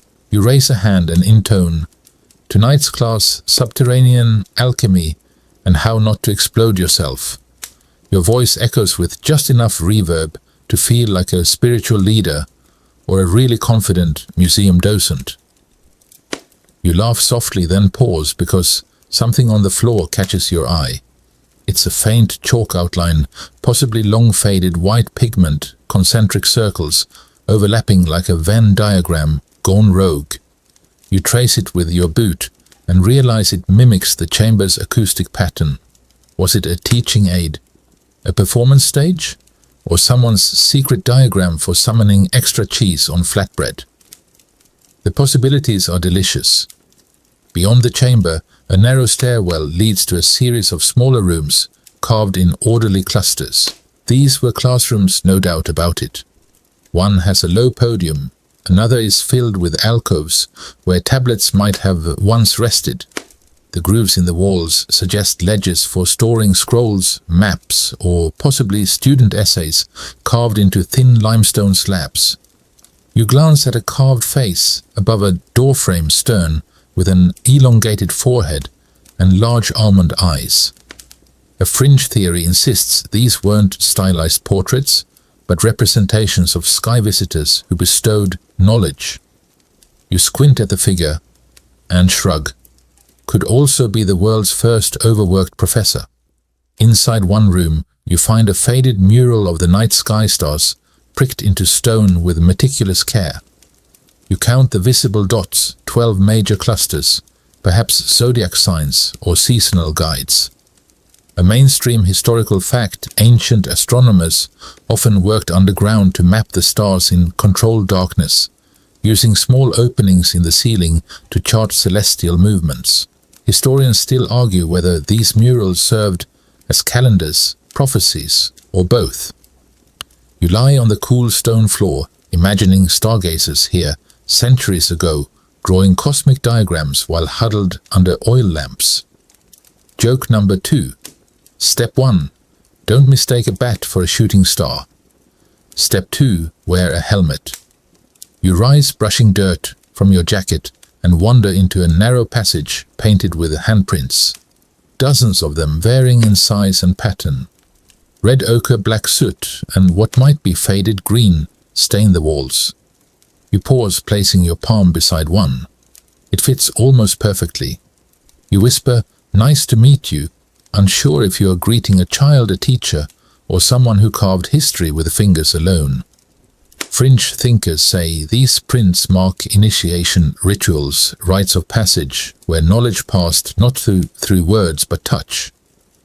You imagine someone being led through darkness, palm to palm, learning the way through this underground mindscape. You try it, eyes closed, fingertips tracing the wall. It's disorienting, oddly peaceful. You make it 10 steps before your shoulder knocks a niche, and you remember why ancient schools didn't offer night classes without candles. In one chamber, charred fragments of parchment still cling to a stone shelf. They're illegible, of course, but you lean in, imagining faded ink, once carrying diagrams of herbal medicine, lunar cycles, or forbidden philosophy. You mutter historians still argue whether these texts were lost to fire censorship or someone just dropped a candle while sneaking snacks.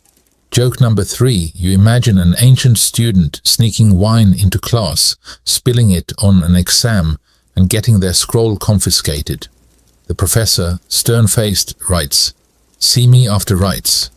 Further along, a raised platform bears 3 stone seats in a semicircle worn from centuries of use. Maybe these were the instructors, maybe judges, maybe pranksters holding underground open mics. You sit in the center chair and look out across the room.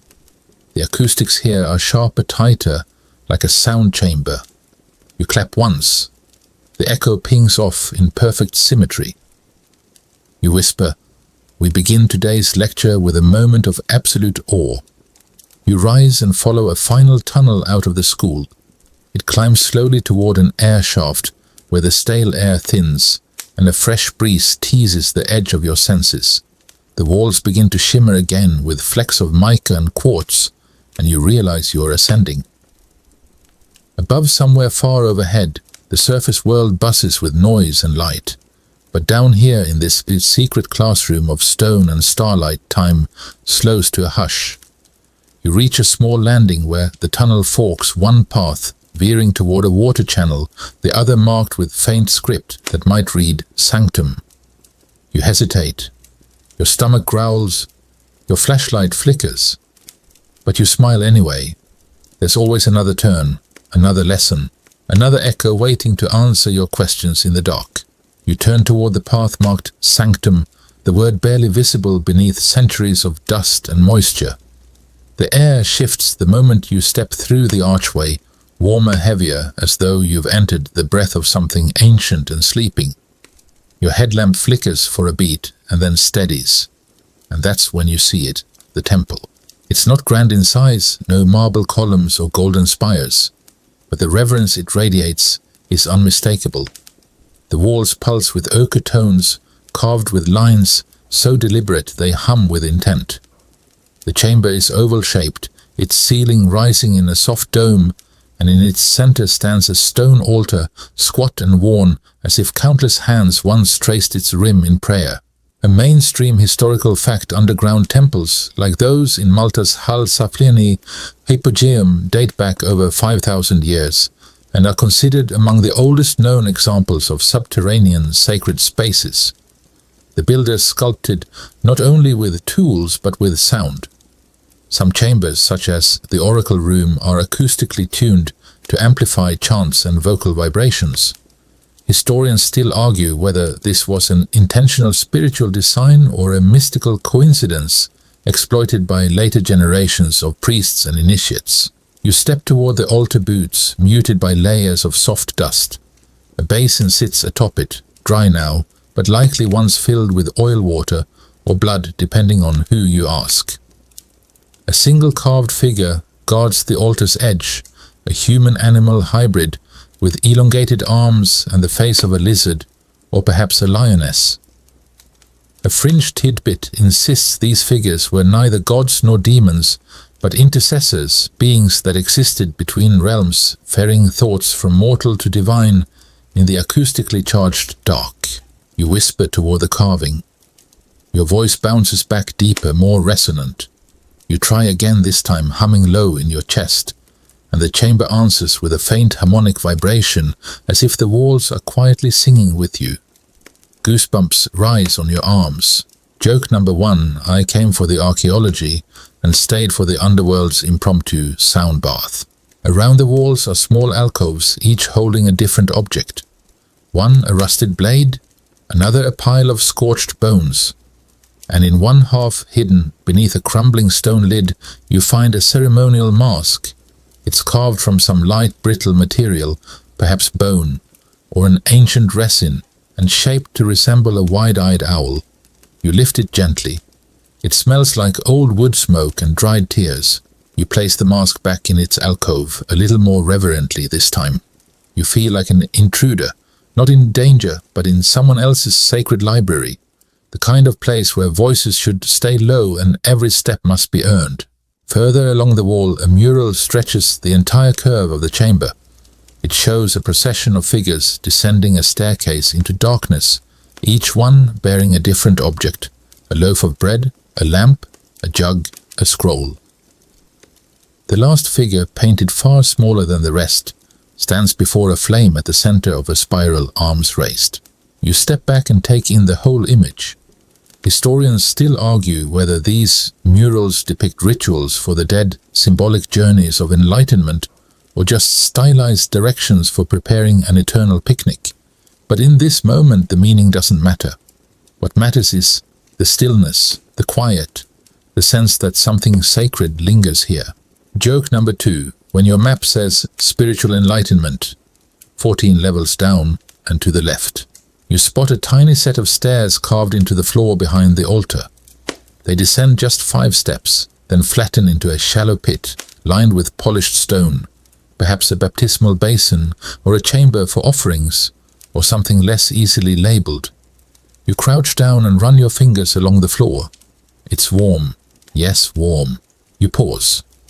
It could be geothermal activity, sure, or the insulation of the earth trapping ancient heat. But part of you, a very small, very excitable part, wonders if the stories were true, that these chambers stored more than memories, that somewhere beneath this pit A fire still flickers. You don't say it out loud, but you think it. A faint chime interrupts your reverie. You freeze. Not a natural sound, no dripping, no shifting of rock. This is clear, metallic, like wind brushing across hollowed brass. You slowly turn your head. At the top of the chamber's dome is a perfectly round hole, and from it hangs a thread-thin chain with what looks like a bell no bigger than your thumb. It sways slightly, no breeze, no movement, but it sways. You stare until your vision blurs. Fringe believers say these bells were spirit sensors meant to chime if something unseen passed beneath. Sober scholars suggest they were warning devices signaling collapses or airflow changes. Historians still argue whether the bells were ever used at all or just hung as symbols, silent prayers for a warning that never came. You back away slowly, respectfully. Joke number 3. If that bell rings again, I'm enrolling in a nice above-ground pottery class and never looking back. You move toward the exit tunnel. The ceiling lowers again, and you have to duck slightly, brushing your fingertips against the soot-darkened stone. You look back one last time. The chamber is quiet, the bell still, the owl mask returned to shadow. Whatever happened here, whatever continues to hum inside these walls, it's not yours to claim, just to witness, just to remember. You exhale and step into the tunnel. The air grows lighter with every footstep, though a whisper of incense still clings to your clothes. Ahead the path splits, one way sloping gently downward toward what smells faintly like smoke and old leather, and the other upward toward the thrum of open air. You pause, not because you're afraid, but because you're full, with stories, with awe, with questions that have no answers but still demand to be asked. And so you keep going. You take the upper path, knees stiff, and boots grinding grit into every crease of your socks. The tunnel curves gently, then flattens into a broad corridor reinforced by walls of black basalt.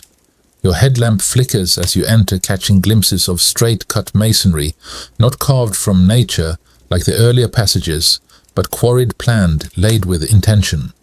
You're no longer in the realm of the ancient. You're standing at the crossroads where old stone met modern ambition. A distant hum fills the space. Not the natural drip, echoed drip you've come to expect, but a mechanical vibration, faint and rhythmic. You follow it, hand grazing the basalt blocks, and soon you notice a change in the air, cooler, drier, cleaner. The faintest scent of electrical ozone, and then you see it. The corridor ends at a reinforced concrete arch with metal piping woven into the ceiling like veins. Fluorescent bulbs flicker to life as you step forward, illuminating a space that feels like a Cold War relic. You've stumbled into the part of the underworld reclaimed by modern cities where subway sewer lines, cooling ducts, and long-forgotten civil defense projects now snake through the ancient earth. A mainstream historical fact. Many modern cities, including Paris, Beijing, and Montreal, have expanded into existing underground spaces, repurposing ancient quarries and older tunnel networks to build subways, military bunkers, or emergency fallout shelters. Historians still argue whether this reuse was driven by practical necessity or the subconscious lure of hiding beneath the skin of civilization. You wander into a long concrete chamber lined with steel doors, each marked with faded Cyrillic or French graffiti. Names, dates, odd symbols. Some doors have been pried open. Others remain sealed. A fringe tidbit suggests that urban explorers who disappear in these tunnels aren't victims of cave-ins or missteps, but guardians, volunteers who found something worth protecting and never came back up. You glance over your shoulder. Nothing stirs. Still your skin prickles. Joke number 1. Either I've found a top-secret Cold War hideout, or I'm about to join a very exclusive escape room experience with no clues and one flashlight. You open one of the steel doors and find a room crammed with rusted bunk beds, dusty gas masks, and yellowed posters warning of nuclear fallout. A calendar from 1968 curls on the wall, its cartoon mushroom cloud smiling way too cheerfully. You step inside boots, crunching dried paper, and imagine the workers who once crouched here waiting for a war that never came. Or maybe it did, just quieter than they expected. You sit on a cot. It groans. You groan louder. Joke number 2. Nothing says luxury accommodations like radioactive-themed decor and a complimentary can of expired beans. The adjacent hallway leads you into a broader system of tunnels. One is clearly a ventilation route. Massive fans sit idle behind rusted grates. Another is tiled and curved unmistakably, a decommissioned subway line. The tracks still gleam faintly under your lamp, though the wooden ties have begun to rot. You walk the rails, imagining the roar of trains, the whoosh of doors, the shuffle of shoes on concrete, echoes of a million daily routines now replaced by silence. Then you hear it, a faint hum, mechanical but distant. You pause. No wind, no dripping, just a low, steady thrum. You press your palm to the tunnel wall.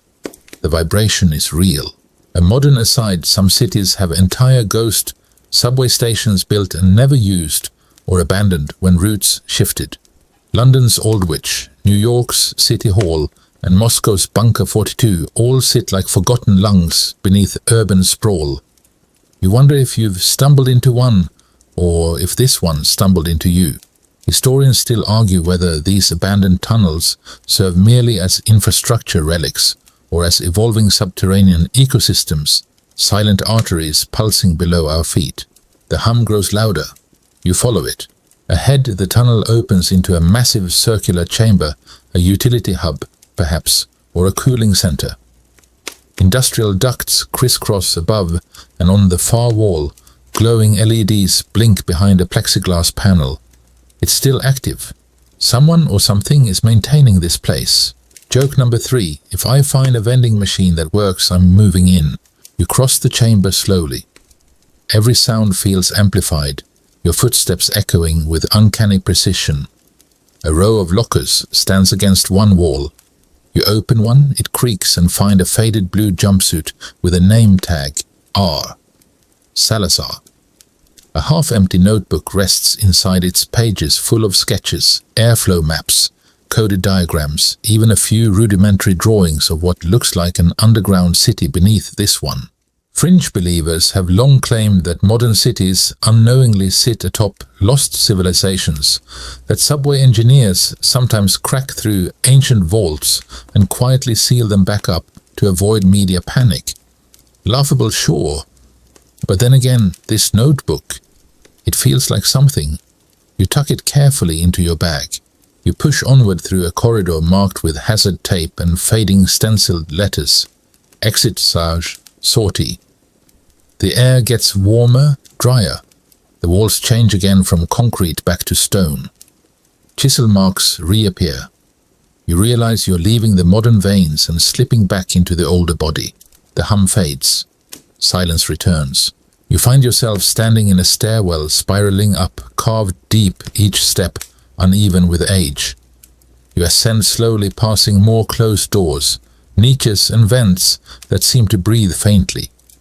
One hatch hangs open, revealing an old leather satchel with a cracked compass inside. You take it out of instinct, out of respect, and then light, not the artificial glow of bulbs or the filtered shimmer of your headlamp, but real light, sunlight.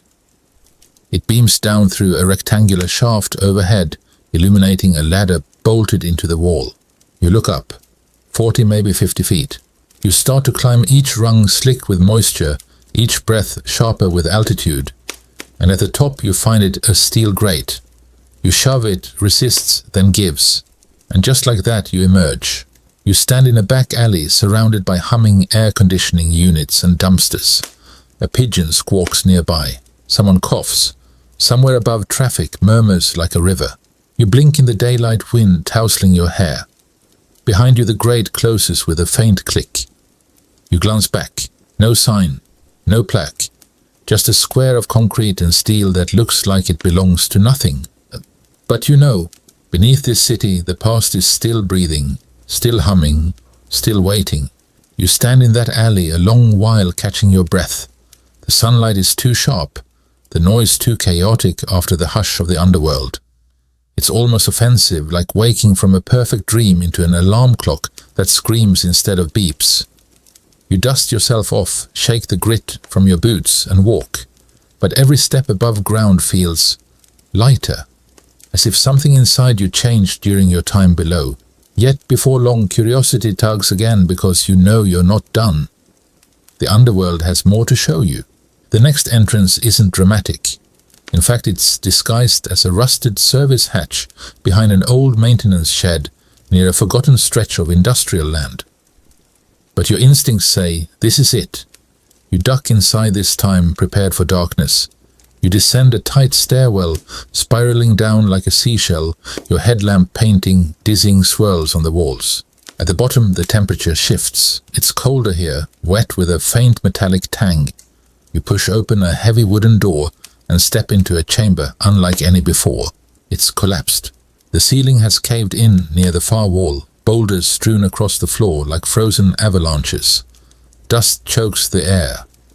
You tread carefully, ducking beneath cracked archways and shattered columns. This part of the underworld has not survived intact. It's not a museum anymore, it's a ruin. A mainstream historical fact. Many underground cities and tunnels like those beneath Jerusalem, Xi'an and Naples have partially collapsed over time due to seismic activity, poor maintenance, or invasive construction. Some historians argue these ruins still hold untapped caches of knowledge and artifacts. Others warn their death traps best left undisturbed.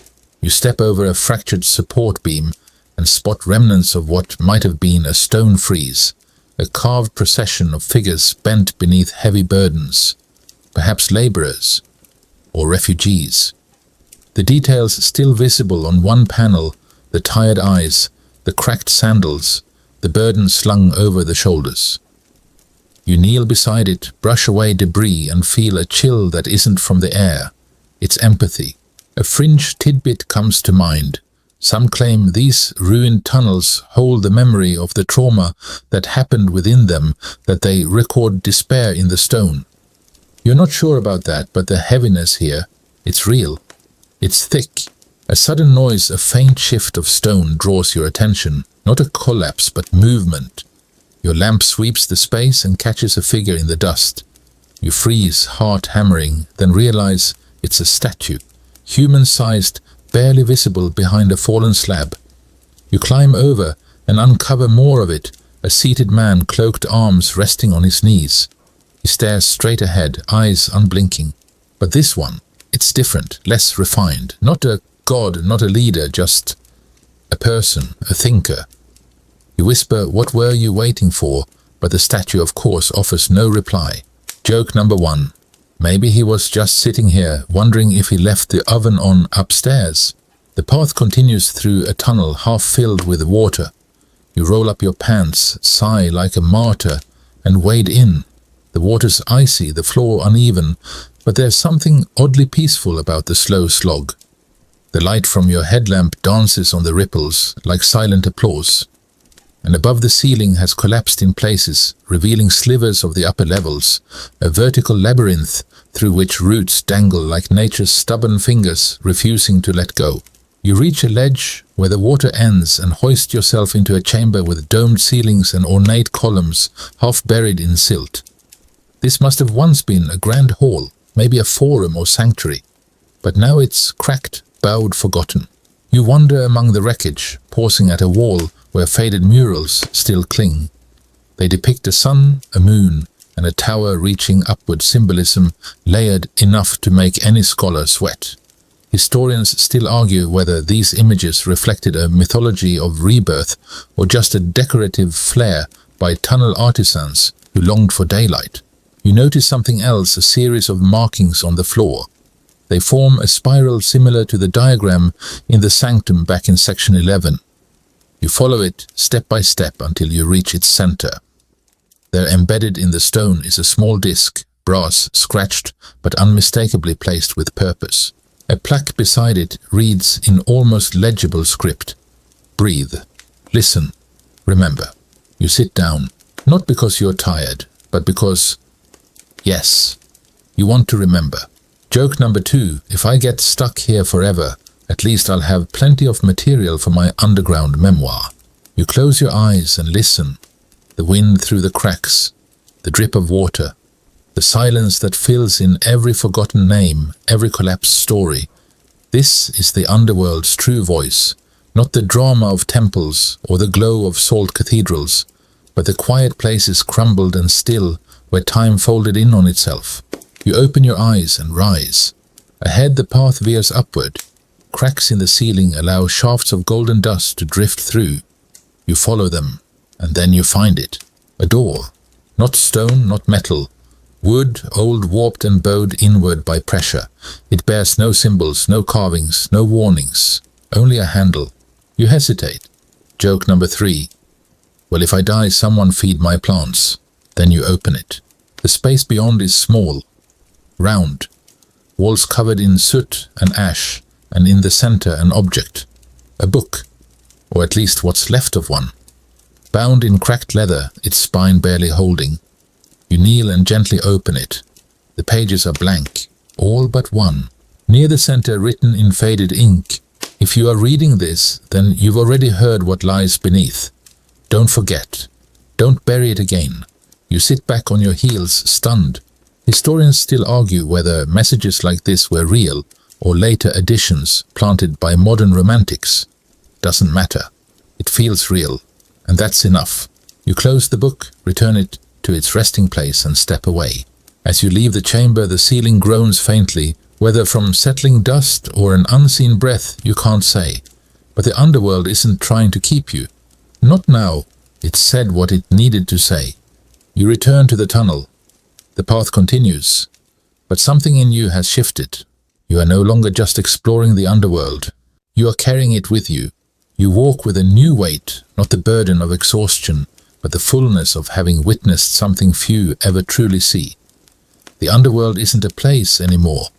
It's a presence.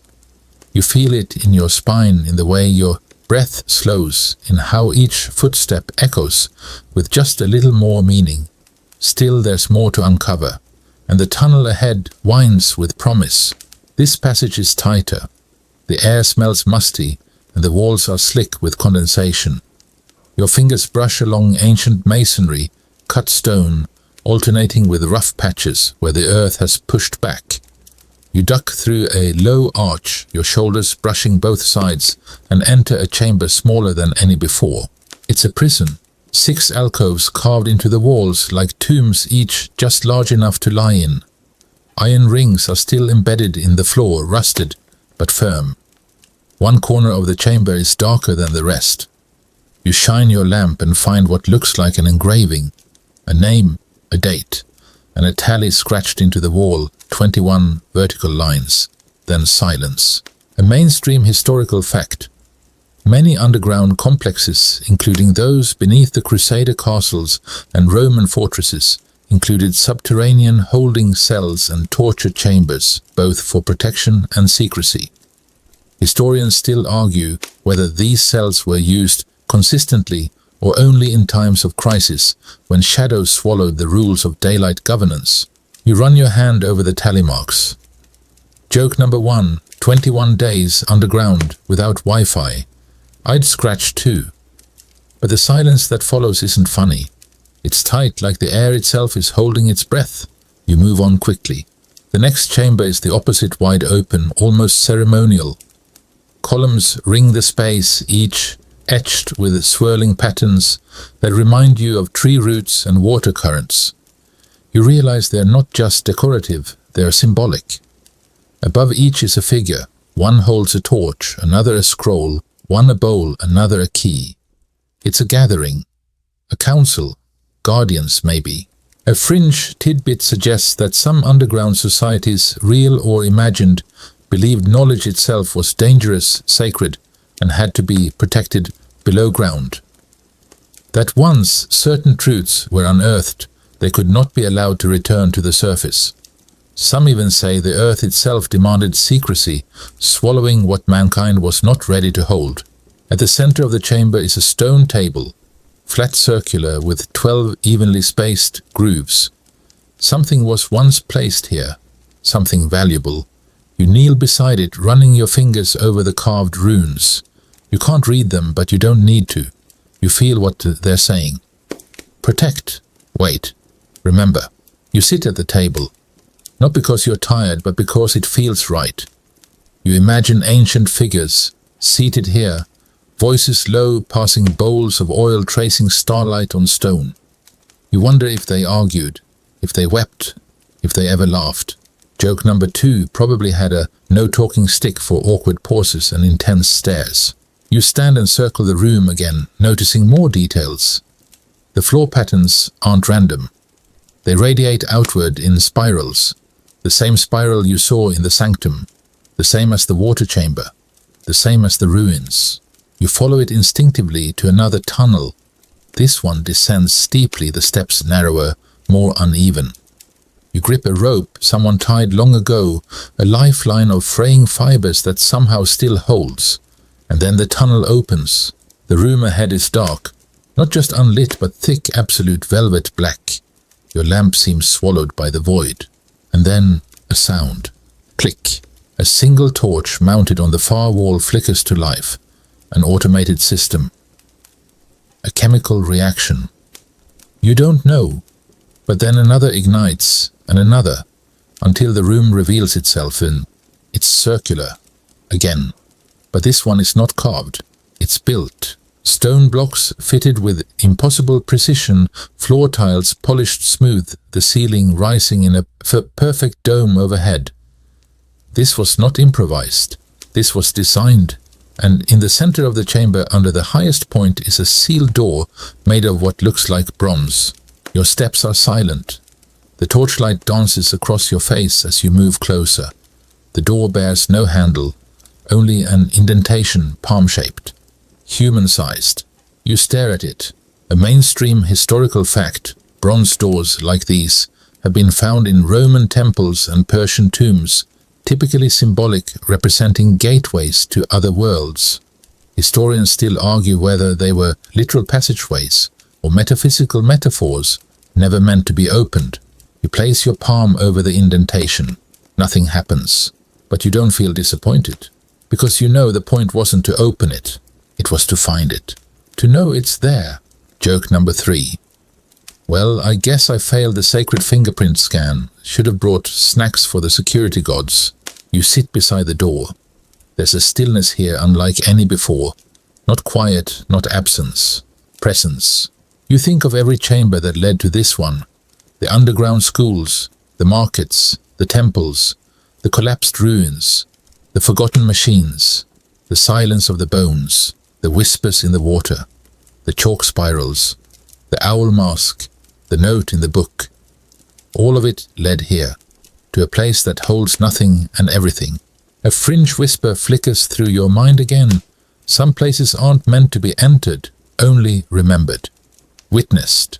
You press your hand to the floor, feel the cool stone beneath your fingers and close your eyes. And for a moment, just a moment, you hear it. Not a voice, not words, but understanding. You rise slowly and walk back the way you came. The torches remain lit behind you. You don't look back. You don't need to. The underworld has already come with you. You climb the winding path slowly now, not because your legs are tired, though they are, but because you know the journey is ending. And like all endings, it deserves a long, quiet farewell. The tunnel narrows, once again earth pressing in on both sides, like the walls are gently nudging you toward the surface. The air grows warmer, less damp, less ancient.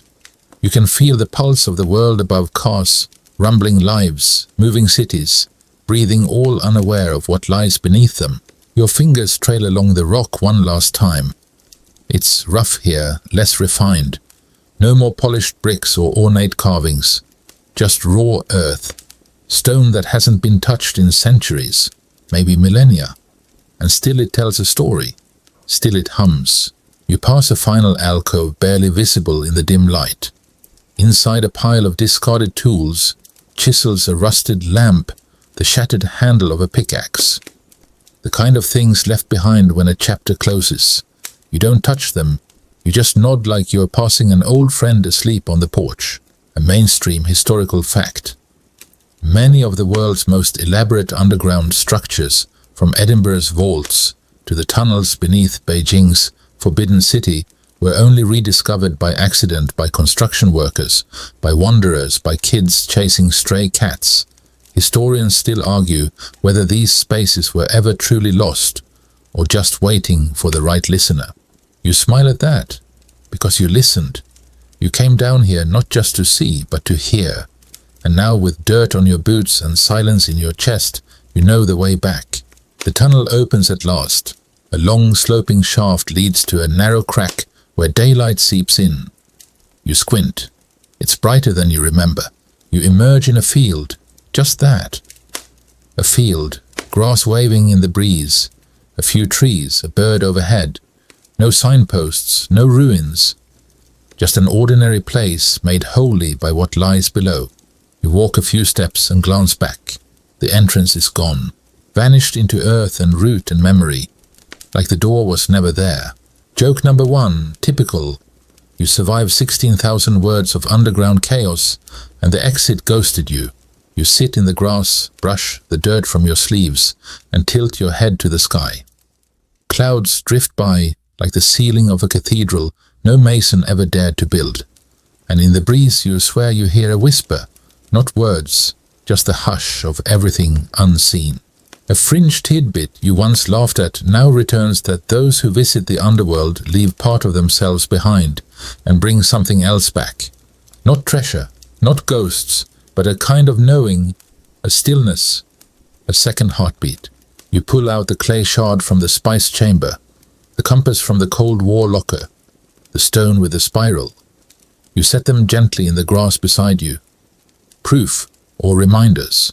Joke number 2, archaeologists of the future are going to think I was a time traveler with a hoarding problem. But you don't laugh, not really, because you're not the same. You're quieter inside now, more tuned, more awake. You look at your hands, the dust beneath your nails, the fine scratches on your skin. They sting a little, but it's a good sting, like proof that you were brave enough to touch the bones of history. And then gently you lie back in the grass. Let the sky turn above you. Let the stories settle into your spine. Let the underworld sleep inside your memory undisturbed.